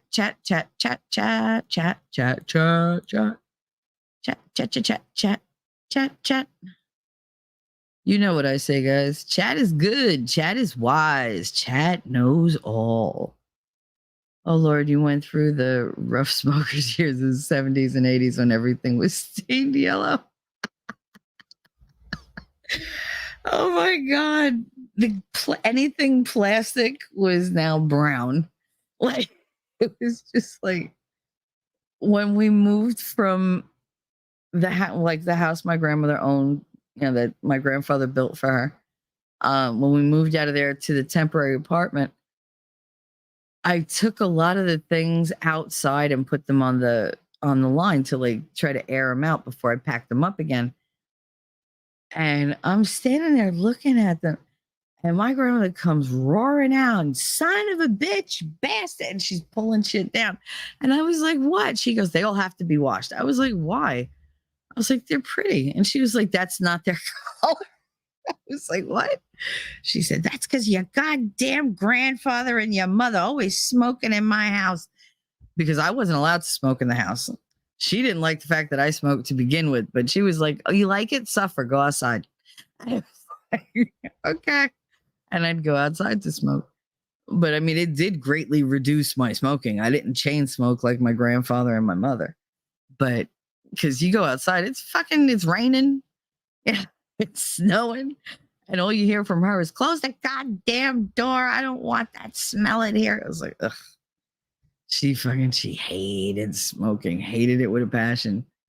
I tried to sneak one in the bathroom once. Oh my God. Super Sniffer was like, I smell tobacco. Well, who's got tobacco? It was only me and her in the house. Who's going to have it? I was just like, fuck. I threw it down the toilet. She was like, it doesn't matter. I smell it. Okay. Like, it just went off on me. Runs in the family. What, the dramatics? Yeah, no. I'm nothing like my mother. I can tell a story from beginning to end and not deviate. She has to make, like, instead of a movie script, she turns it into a fucking 10-year long running everyday soap opera. Like, I don't like to drag things out. Like, it's yes, no, over, done, whatever. Like, just make a fucking decision. No, my mother will just draw everything out. I remember smoking in the mall and government buildings. Man, those were the days. I remember when you could smoke in the hospital. You could smoke in school because all the teachers smoked in the lounge. Oh my God, the fucking smoke used to come out from underneath the door into the hallway. And we'd just be like, damn. Because God forbid they open a window. And it was the nuns. The nuns were horrible chain smokers. Oh my God. Like, is that what sexual repression does to you? That you have to chain smoke, like, literally from when you wake up to when you go to bed? Is the oral fixation that fucking strong? Because damn, even I'm not that bad. And I know I'm orally fixated. See, that's what I never understood. Like, whoever I wind up with should be happy. Because I'm orally fixated and I love giving head. You put those together and it's a party for the rest of your life. Every day is your fucking birthday. And not only would I not complain about it, I'd be enthusiastic. Hell, I'd initiate. I went outside my hotel in Beijing to have one, and the staff came outside to tell me I could come inside and sit in the lobby. Then they gave me a crystal ashtray. Oh my goodness. She said I was in shock. Oh my God. Could you imagine being somewhere where they welcomed your smoke and said, hey, no, it's just for you. Here, sit down. Like, no, now I'm used to being a pariah. And the funny part is we all, like, most of us started smoking, I think, because we hung out with that kind of crowd. We hung out with the smoking crowd. It was cool. It alleviated stress. You know, we figured we didn't eat. And so we were all like fucking, little skinny malinks walking around smoking cigarettes and drinking Diet Coke.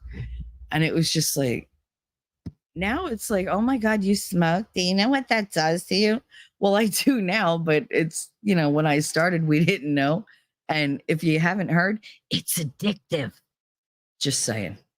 Oh, I quit. I did this. I'm glad you quit. How long did you smoke? Oh, like 6 months. Really? Amateur.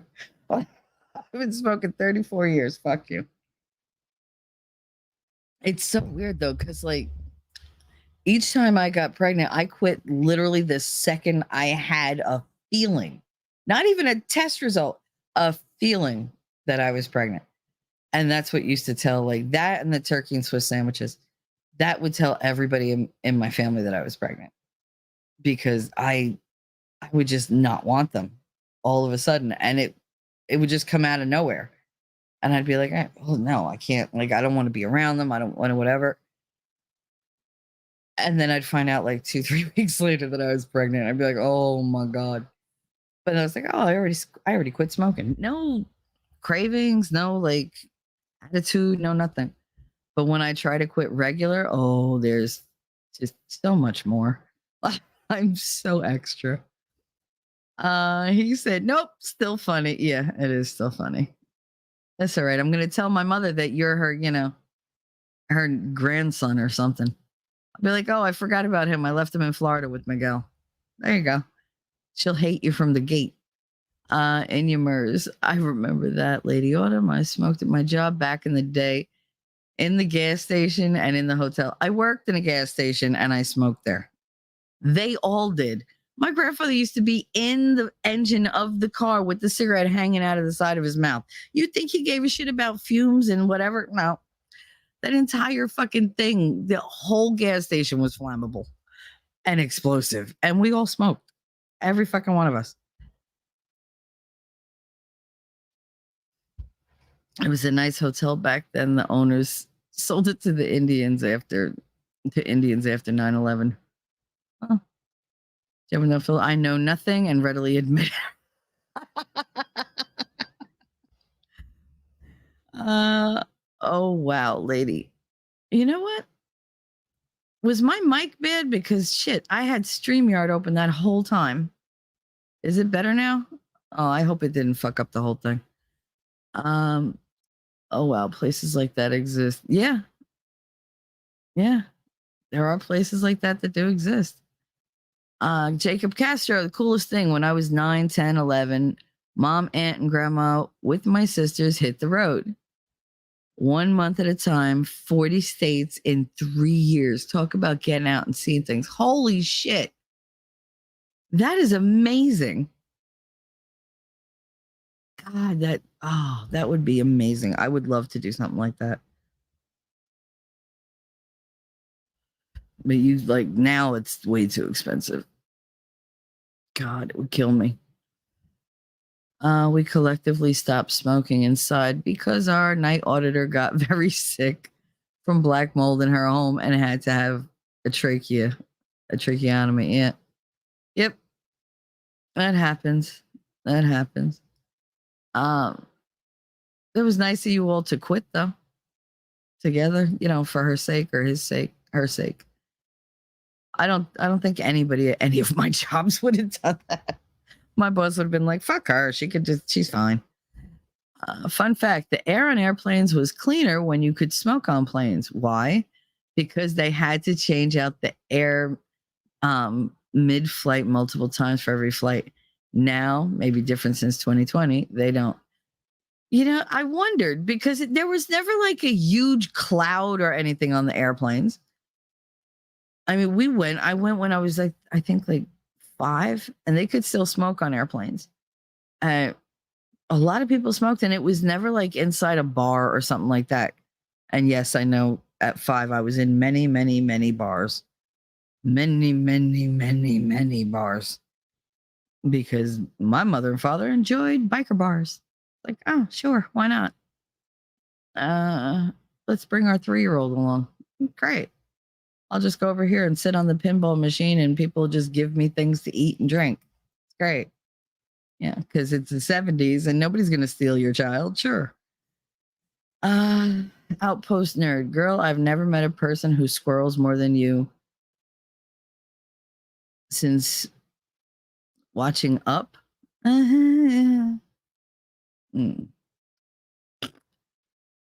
I was gonna be nice to you, nerd. Now fuck you. Mers, Jacob. We didn't travel much, but we would take 3 to 4 weeks in the summer and camp at the lake. Ooh, that sounds nice too. Sounds like your mom and mine, Big Red, were separated at birth. Yeah. We don't call her Big Red. We just, call her Big Mouth. But I'm Mega Mouth. She's Big Mouth. Rabbit, I remember smoking in the teacher's room. Yep. Smoking in the boys' room.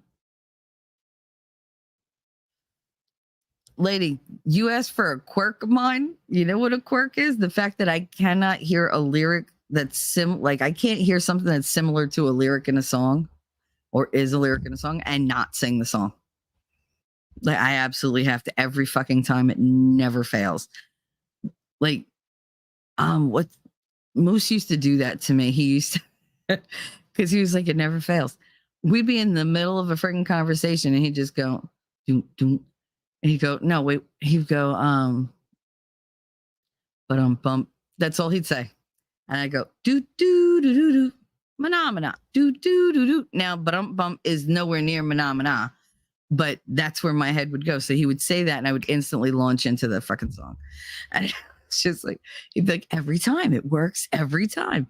And he'd do it just for shits and giggles, just, not for malicious reasons. He just thought it was funny. But that's how I am. Every fucking thing sparks a song in my head and I have to sing it. I don't have to sing well and I don't give a shit if I sing well. I sing because I wanna. You can dance if you want to. See? Like, I can't. I just can't. I can't. So busy. Busy. I've only found places like that in Asia, nowhere else. I haven't been to Africa or South America. You'll get there. If you want to, you'll get there. Missy, hi, honey. Oh, it's good to see you. I haven't seen you in a couple days. Danielle, cigarettes and Diet Coke was my heaven on earth. Yep. Because God knows my stomach was ruined for years. Like, it was just like, you're giving me real food? What is that? Oh, right? I haven't been anywhere where it's welcomed anymore. Now I use smoking as a people repellent. Yep. Isn't it wonderful? Just light one up, people just disappear. They move away from you. It's great. Kaiser Pineapple, good morning, sweetness. How are you? Oh, Lord, I can't believe I'm like, it's almost 9 o'clock and I've been awake, what, 5 hours? God. Chris Claire, I knew, just stupid and was lazy. At the fast food place I worked as a teen, the people who smoked sat outside the entire shift, chatting those who didn't have to work. So I decided to sit outside. Yeah. I mean, a lot of us, if you had a job, the only way you got a break is if you smoked. Because if you didn't smoke, you didn't need a smoke break. So apparently you don't need a break at all. So we figured out real quick, if you smoke, you get a break every 45 minutes, depending on your stress level. And fuck that. I was not going to be working when everybody else is taking a break. No. And then they're gossiping and forming like a friend group out there. No, I'm coming. That FOMO, man, gets me every time. Outpost nerd. If I'm your son, believe me, I'm not thrilled about it either. Then where's all my back allowance? Where's all your chores being done? Come here, clean and paint my house and shut the fuck up about it. Then maybe you get your allowance, nerd. You can paint the outside of the houses, because you're all outdoorsy outpost. Outdoor post.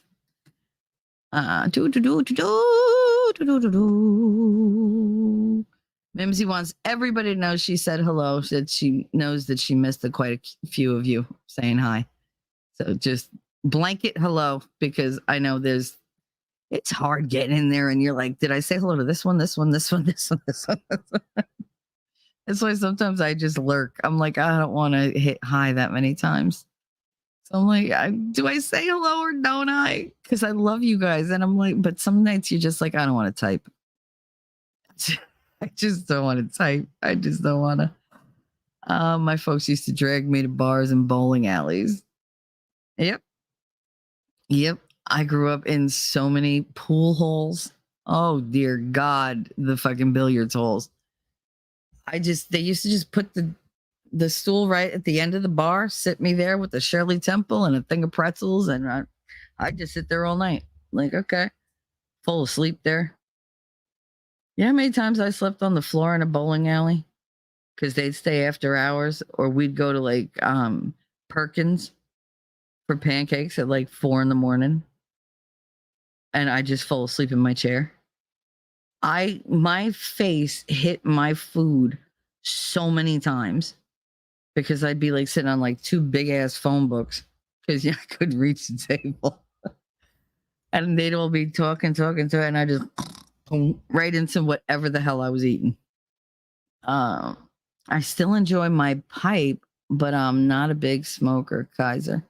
Yeah, I mean, I like smoking the bong. It's nice, but I don't know. I'm trying not to smoke that much weed. Like I'm keeping it to like a half of a skinny joint a day.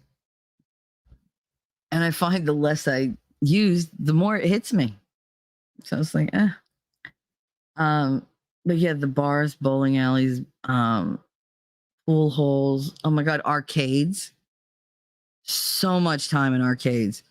For grown men, pinball machines were like, and you can't sleep in an arcade, right?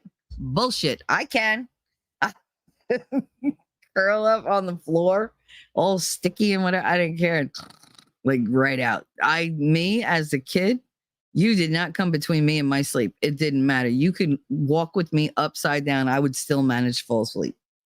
My mother used to say it. She said, you could fall asleep anywhere. You ever think maybe it wasn't a skill? Maybe I was exhausted. Like maybe. Shelly a nerd. I know. Shelly said, toot nerd.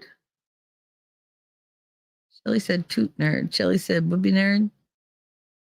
I don't know. Anyway, he's Tim Spool.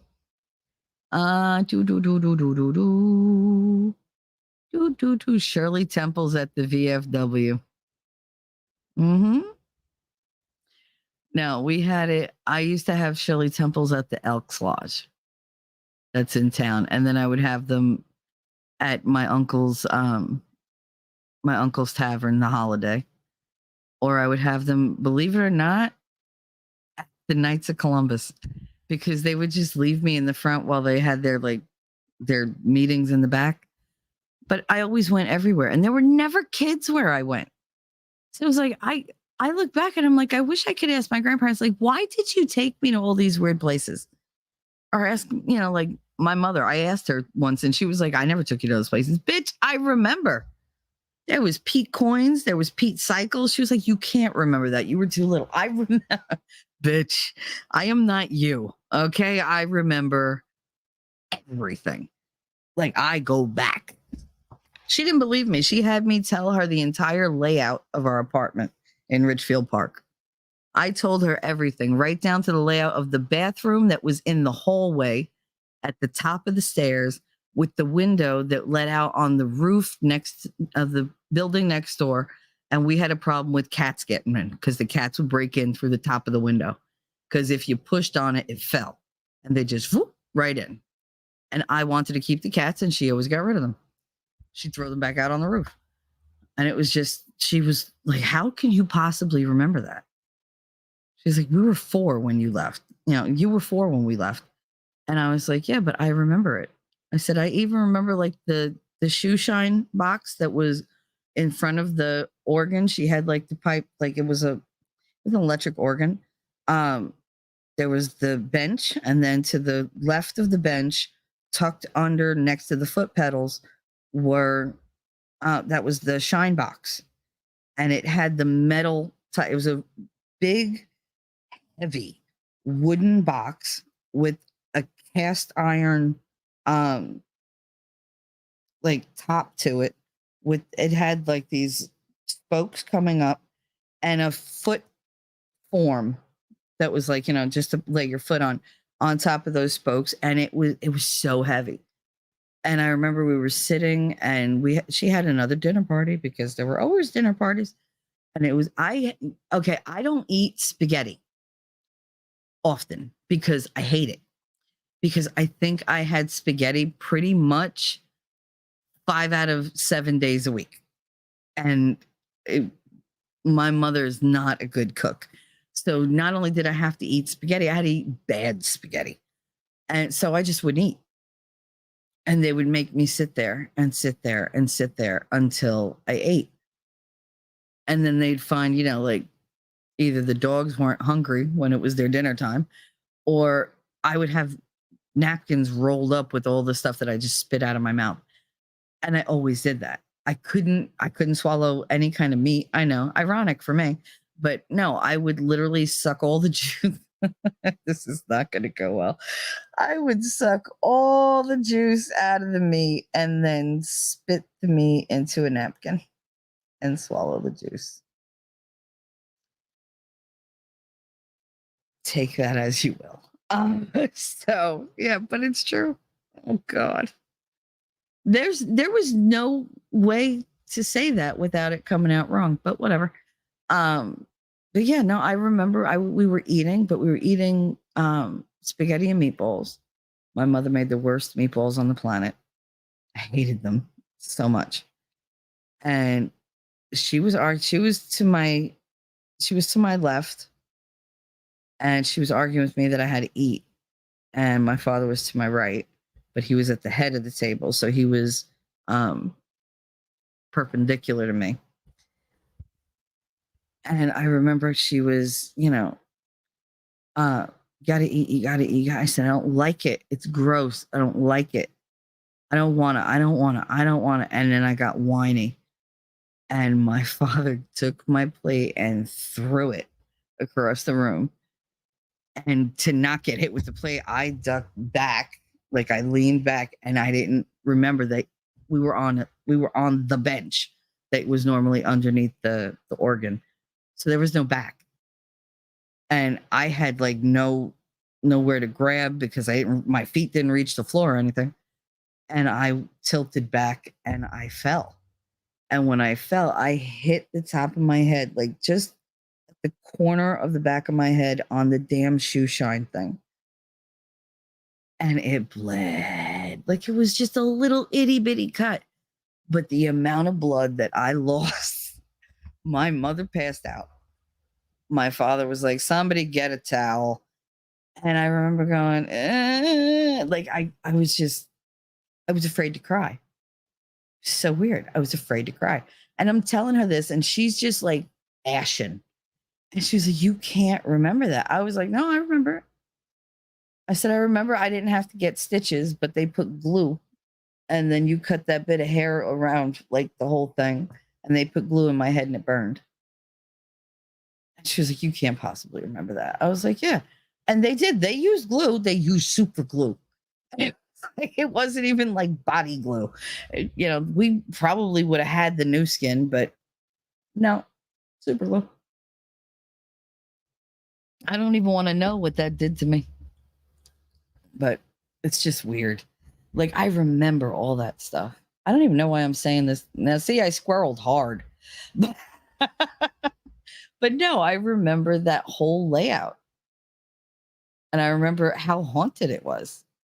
There were so many spirits drawn to that apartment because of my stupid father and his goddamn, I'm a witch. I know black magic.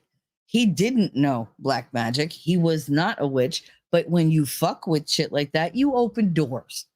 And so there were all these spirits. He didn't know. He was like, they won't come. Nobody will talk to me. Nobody this, nobody that. I fucking saw them.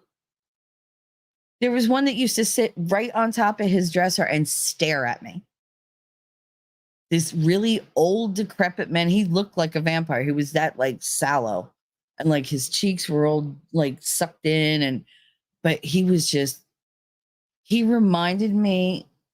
Well, now he reminds me, because now I can put a face to it. That preacher from Poltergeist 2. Carolyn. Yeah, all God's children. He was so creepy, but that's what the friggin' spirit looked like.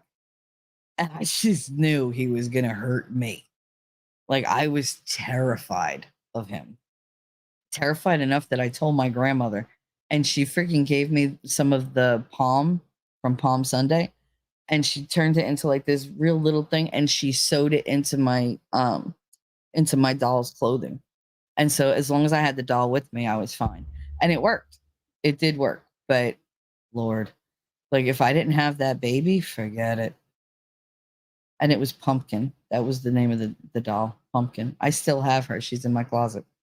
I will never ever get rid of that doll. I don't care if she turns into Chucky. I'm kidding, God.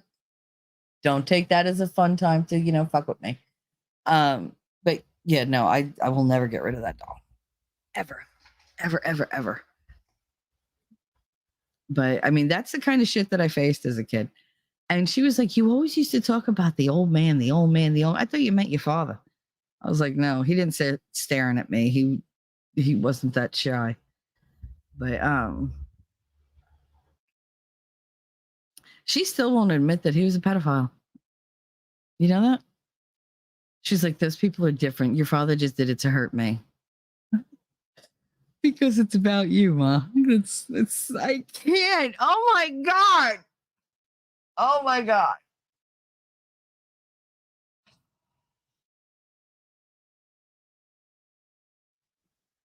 For somebody so smart, I sometimes process so slow.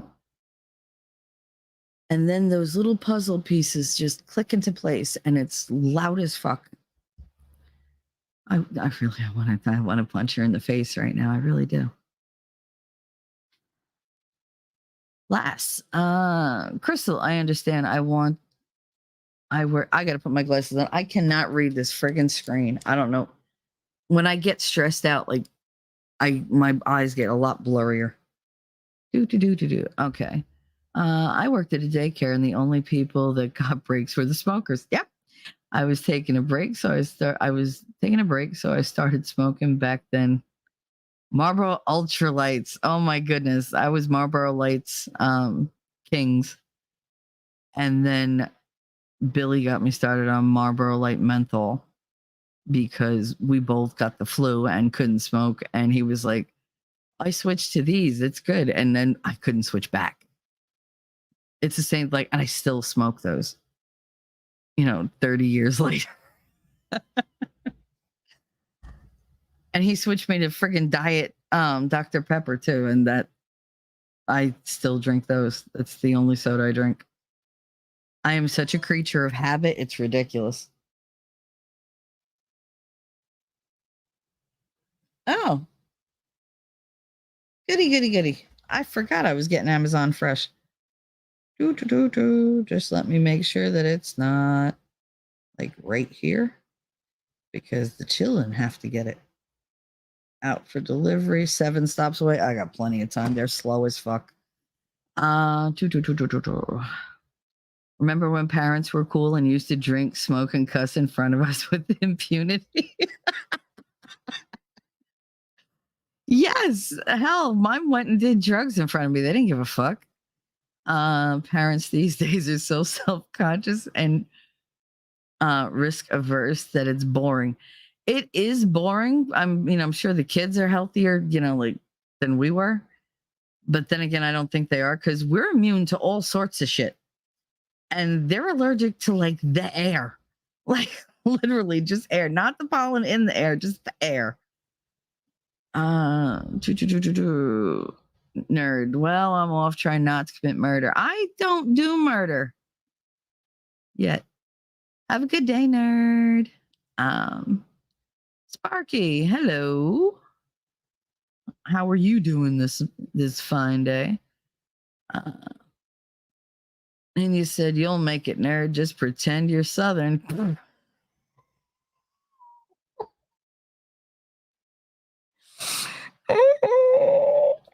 Oh, I have her taking shots at your Southernness. That's so awesome.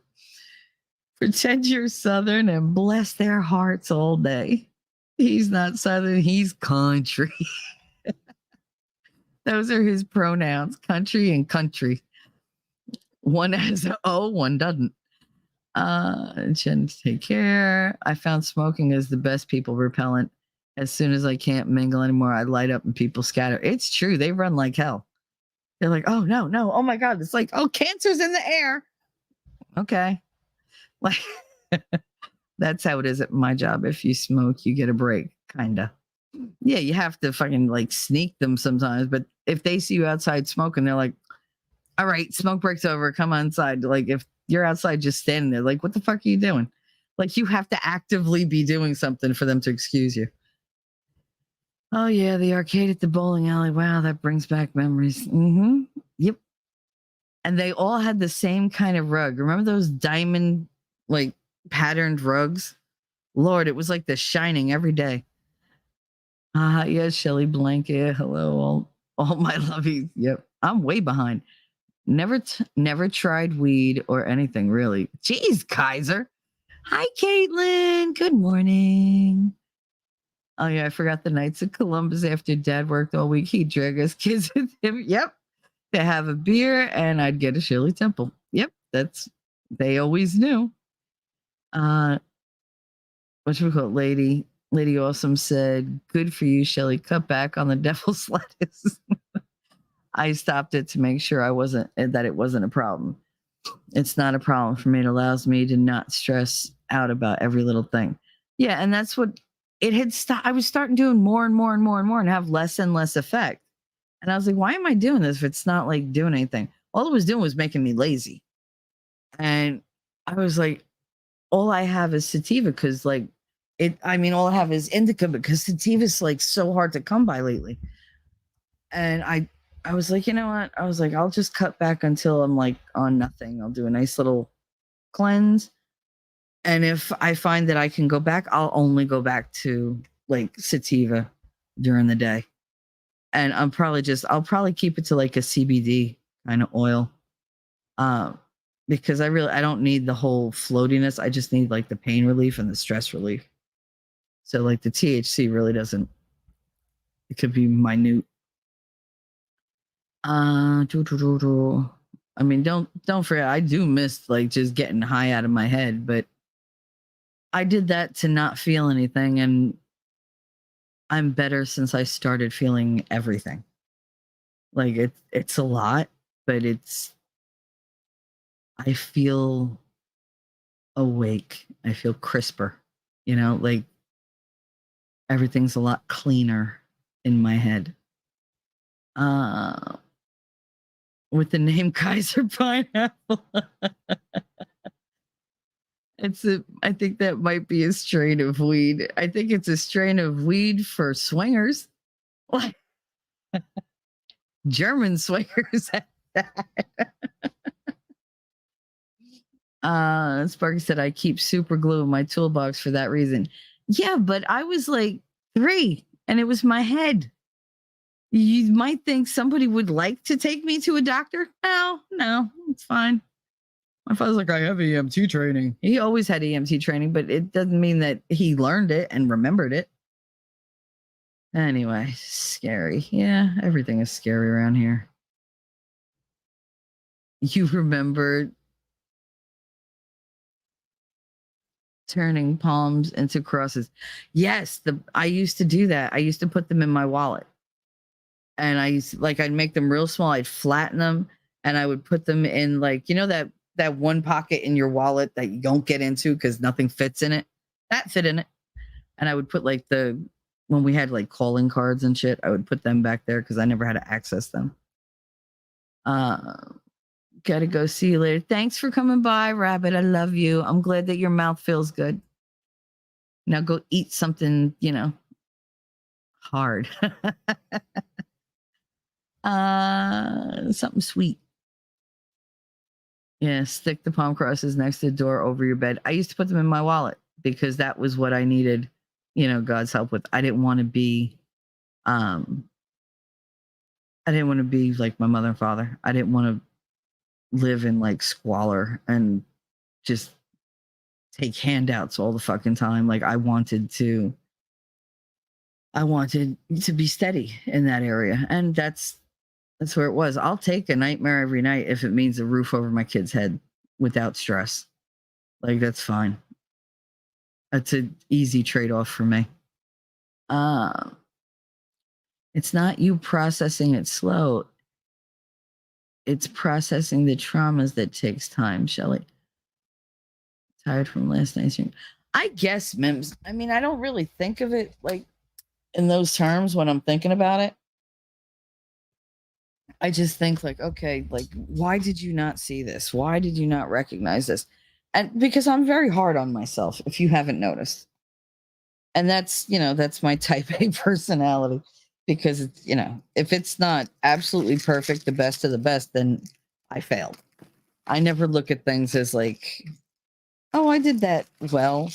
I mean, I made cookies for somebody and he said the words were, they're pretty good.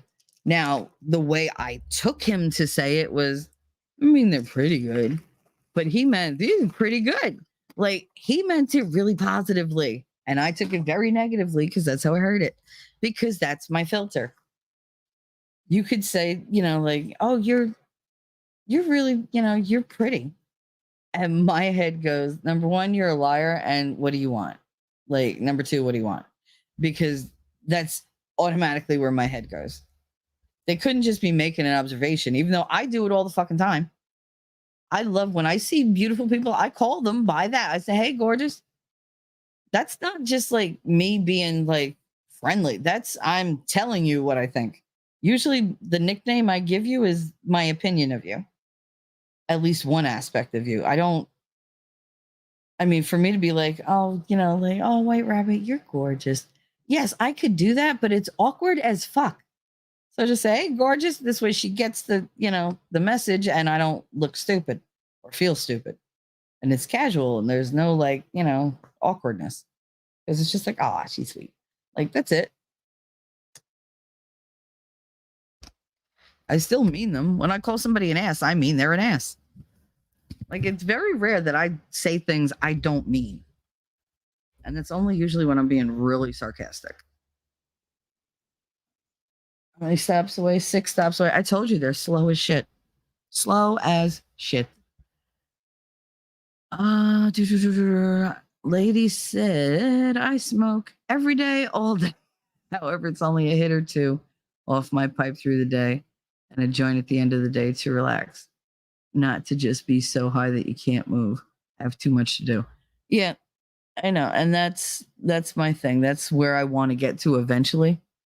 But for now, I feel like I have to like reduce so that I know I'm not addicted to it. Like, I'm not jonesing for it all fucking day long. I don't look for it. But like when I'm stressed, that's when I'm like, I wish I could smoke some weed. I wish I could, like, that high stress, because that's me reaching for my apathy. Like, that's my apathetic blanket. And I realized that, the other day when I was talking about why I was so apathetic. And I was just like, yeah, like it just takes the emotion out of me. And as soon as I feel myself getting emotional, I just start like smoking like a champ, because it was killing my emotions. It was tamping them down. So I thought that was good, because I didn't want to feel. And that's not me. I was always the risk taker. I was the one that I advised everybody, if you get a chance at, love or happiness or whatever, go for it. Don't hesitate. Grab that shit. And you hold on to it as long as it's, what you really want. As long as it still continues to make you happy. Take the risk. What could happen? How many guys that I used to hang out with, they'd be like, I really want to talk to her. And then go over and talk to her. No, I'm going to say hi to her. She's going to say no. And I'd be like, really? And if she says no to you, will you die? No. Then go talk to her. No, it's not as easy. If you think it's so easy, you go. And before they'd say, you go do it, I'd already be over there being like, hi, how are you? I really love your dress. Oh my God, it's so cute. And just start a fucking conversation. And they'd just be like, so, oh my goodness. And it used to piss guys off, but I'd go back and be like, here's her number, fucking call her. Like, I'm an excellent fucking wingman. Let me tell you, I do all the work for you. But that's only if you're a little beta bitch who can't go talk to them yourself. The majority of the guys that I hung out with were like, they were not beta bitches. They were man whores. Like, so they had no problem going over. Oh, for the love of Christ. I feel like this has been a very productive morning so far. And do you know I can't remember the dream now? I remember bits and pieces. I remember the mountains, but I can't remember what animals were on the field. The field is just kind of a blurry green. So now it doesn't like look like astroturf.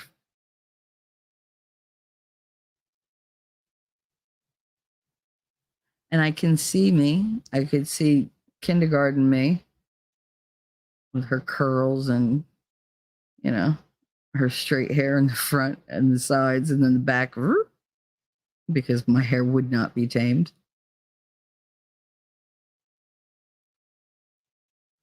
I see 14-year-old me. 14-year-old me with braces, bottle cap glasses, bangs, which, Lord, just sitting there, just awkward as fuck. Looking like everything bothers me. But I can't hear them anymore. I do know who said that I was safe, though. Who said it's okay, you're safe. I mean, that voice was loud and clear. That was winning the whole way. And it usually is. He's usually the one that tells me, it's okay. It's okay. You're safe. And it's funny because I never told him to do that, but he just kind of knows that I need to know that I'm in this space and I'm safe and it's okay and I'm not by myself.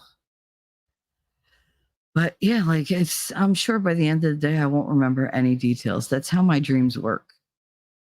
Unless they're meant to play out face to face, I usually won't remember them. And I still remember the dreams of people that I had to wait years to meet. Like I remember meeting these people in the Poconos and I shook this very butch lesbian's hand. And I was like, I had a dream about you when I was 6. And she was like, what? I was like, yeah, we were having this very conversation because I was telling you in the dream that I told you in the dream that I had a dream about you, that I had another dream about you, that I was telling you about the dream. And it was like going on and on and on. And Daddy was just standing there, just hysterical. And he was like, she does that. He's like, all right, Edith Jr., stop it. Oh, God, that man used to fake hang himself when we talked so many times. Especially if we were yelling at one another. He was just like, he would take out like the fake pistol, load it with fake bullets, like all imaginary, like Archie Bunker used to do. He did it once to the point where he stood up, pointed at his temple, pulled the trigger, and just fell to the floor. And we kept arguing. We were not to be deterred. He got up and he said, I just fell. And we were like, you're fine. Because when me and my mother fight, we fight. And you don't get between us. Oof. Not if you want to live. Lady said, I even stopped smoking cigarettes every so often to make sure I had control over it. And the nicotine isn't in control of me. That's good. That's very good. That's the cigarettes kill me. It's not even like the nicotine, because I could do the vape. It's the habit. It's the comfort of having it in my hand, of the inhale and the just, I don't know. It could be I don't know. It's just comforting. I'm glad it works for you. I'm allergic to this stuff. Even edibles. because edibles are good. I made edibles last night. I haven't had any. I decided to make chocolate chip and dried cherry cookie bars. So like one a night, and they're small, but they're with the weed butter, and the weed butter was strong, like so strong. Mimsy, I'm glad it works for you, lady. Folks, I don't drink alcohol. I don't drink either anymore. I don't trust myself on it. I just don't. It to me, drinking alone is just that's a bad place to start. Jen with no filter. I don't either, lady. Growing up with alcoholic parents made me dislike booze. I mean, yeah, I never like being out of control. I don't take drugs that put me out of control. I don't drink till I'm out of control. And when I do that, that's my own signal to myself, like, bitch, you need to like reassess because you're going off the deep end. Me neither, lady. Not much I can do these days. How do you feel, Mims? I'm sorry I didn't ask. I know you sent me the email saying that you weren't feeling great and everything, and I sent you a reply, but I never heard back. But now you're here and I could ask you. Jen with no filter, the ritual of smoking is comforting. It really is. It really is. Because I'll sit here the whole time and this thing is just burning away. And I'm not like pulling on it every 5 seconds. Like my mother's like, it's always either in her mouth or it's always just sitting in the friggin' ashtray while she's lighting another one because she forgot she's got one in the ashtray. She had 3 of them burning one day. I was like, you just have money to burn? Because you could always give it to me. I'll burn it for you. I promise. Scott's honor. She was like, you weren't it. Don't even say it, bitch. 2 years and you drove me to every fucking one of them. You going to say I'm not a scout? Oh, I forgot. Of course you did because it's me and not important. See, these are the things this is how we start, me and my mother. She'll say something and I get like defensive and snarky. And there's no talking to you. No, there's no talking to me. You know why? You kind of like, you gave that shit up, Ma. You gave that shit up. She did not want to be my mother. She wanted me to be her friend. And it was like, yeah, can't you like get other friends, like adults your age? Wouldn't that be cool? Like I would happily like host a thing and introduce you to all old people. Like you could have tons of friends. Nope. I don't trust anybody. And it's like, man, Ma, that is a lonely fucking existence. I mean, I can't help it. All your friends fucked your husband, but meaning my father, which I don't get. It's like, ugh. Mimsy, it's been challenging. Shelly is all I'll say. Was sick in the hospital half the summer, so I'm home, which is positive. Thank you for asking. Hugs. I love you, Mims. I do worry about you. I have this thing where I write responses to people in my head and I forget to text them out and like to type them out and send them, or I'll type the whole thing out and hit send, but not check to see if it actually went.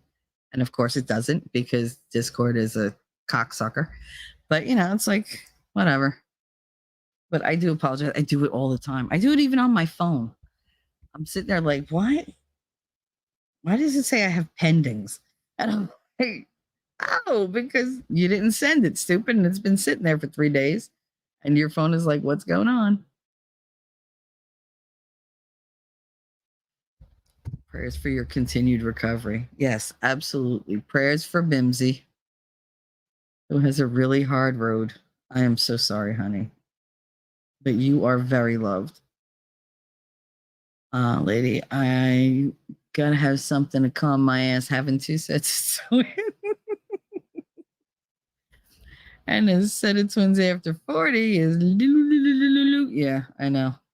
I can't even imagine. Like, I would love to have a baby now, but I think I'd be insane. I'd go insane.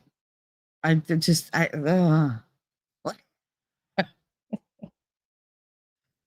Like, I could barely take care of myself right now. And the baby just, no. It would probably energize me. I hate to say it.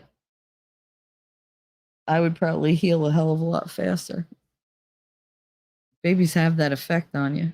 They give you new life.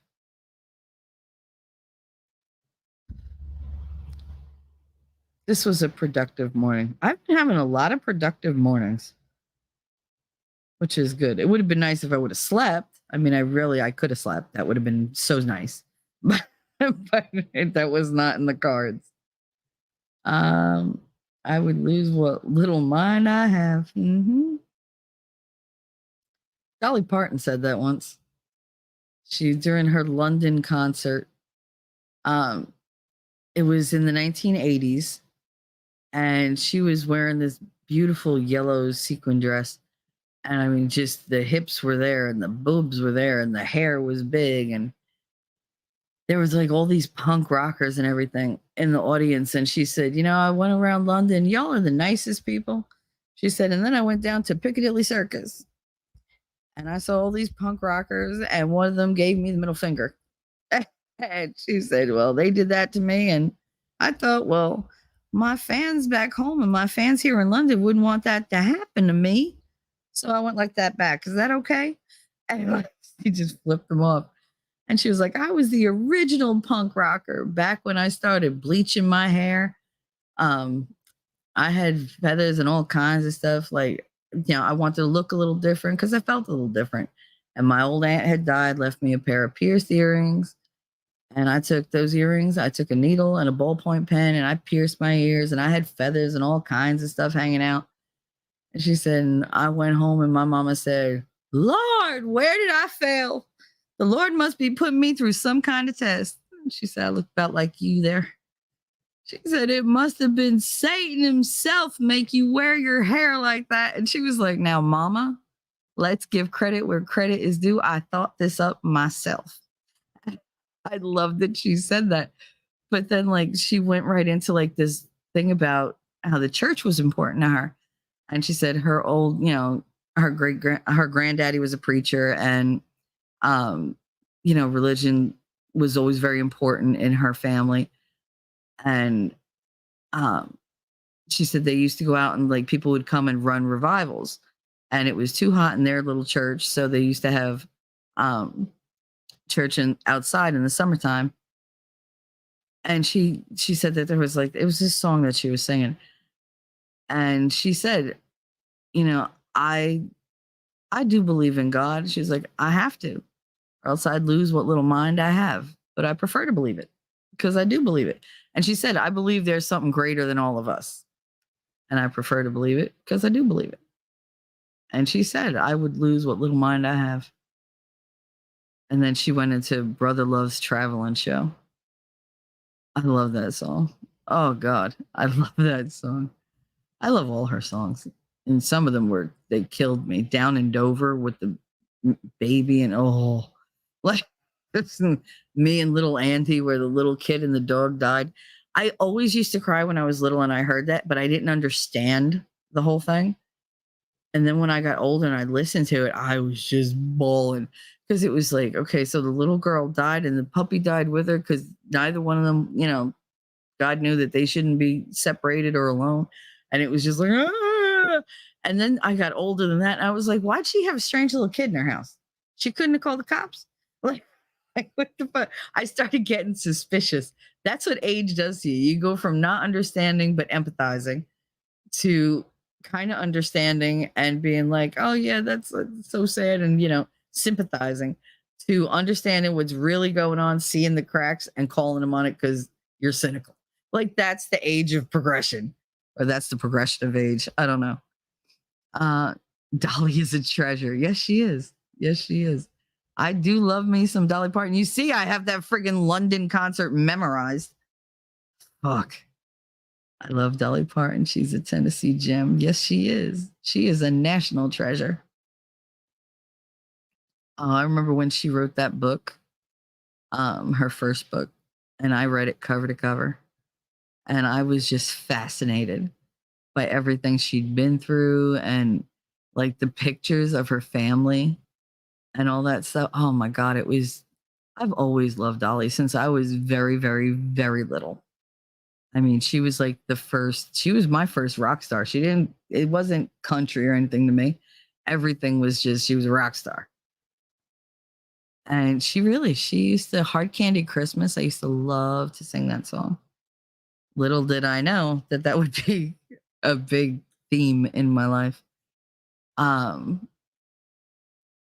What was the other song that I said? Three Doors Down. That was one. Here You Come Again. That was one of my favorites. Um, and it's just so funny because they were such grown songs when you think about what she's actually saying in them. They were like party songs, like, go get wild, go three doors down, go to the party, bring a guy home with you. Not exactly Coat of Many Colors it still makes me cry. Okay. It still makes me cry to this day because I'm just like, those mean little fucking kids, I hate them. Like, and being a mother, you think about stuff like that. I mean, I've made my son blankets that he still to this day, he's like, don't get rid of that. That's my favorite blanket. I'm like, it literally doesn't even cover the top of you. Like, he's like, I don't care.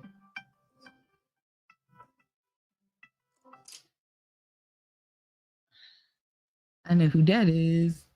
But yeah, no, it just, I don't know. I love her songs. I just love her songs. Even her movie when she was in Rhinestone, that movie was, oh God, they talk such shit about that movie, her and Sylvester Stallone. And I didn't care. I loved that freaking movie. I knew all the songs. I'd stay out of my bedroom. Don't be messing up my pillows and sheets. Like, they're fun. I don't care that they sound horrible. They're fun songs. Best Little Whorehouse in Texas, fun songs. Although I Will Always Love You always makes me cry. But yeah, no, it was, Lord, I love Dolly. And since I love Dolly and I have groceries coming and I have to return this phone call, I will be signing off. Thank you guys for listening to me, for hanging out with me when I couldn't sleep. I love you very much. I wasn't a follower of her music because it was just always around. Dolly lives in the town I grew up in. She has done so much more in this community. Yeah, she's a wonderful person. She really is. Have a good day, Jen with no filter. Yeah, I love Dolly. I've always loved Dolly. Every movie she was in, every Christmas country special, everything. I even dressed like her for one Halloween, and those pictures will never be seen because of winning. So yeah, no, because he would just no. Yeah, 9 to 5 was amazing. I loved her in all her movies.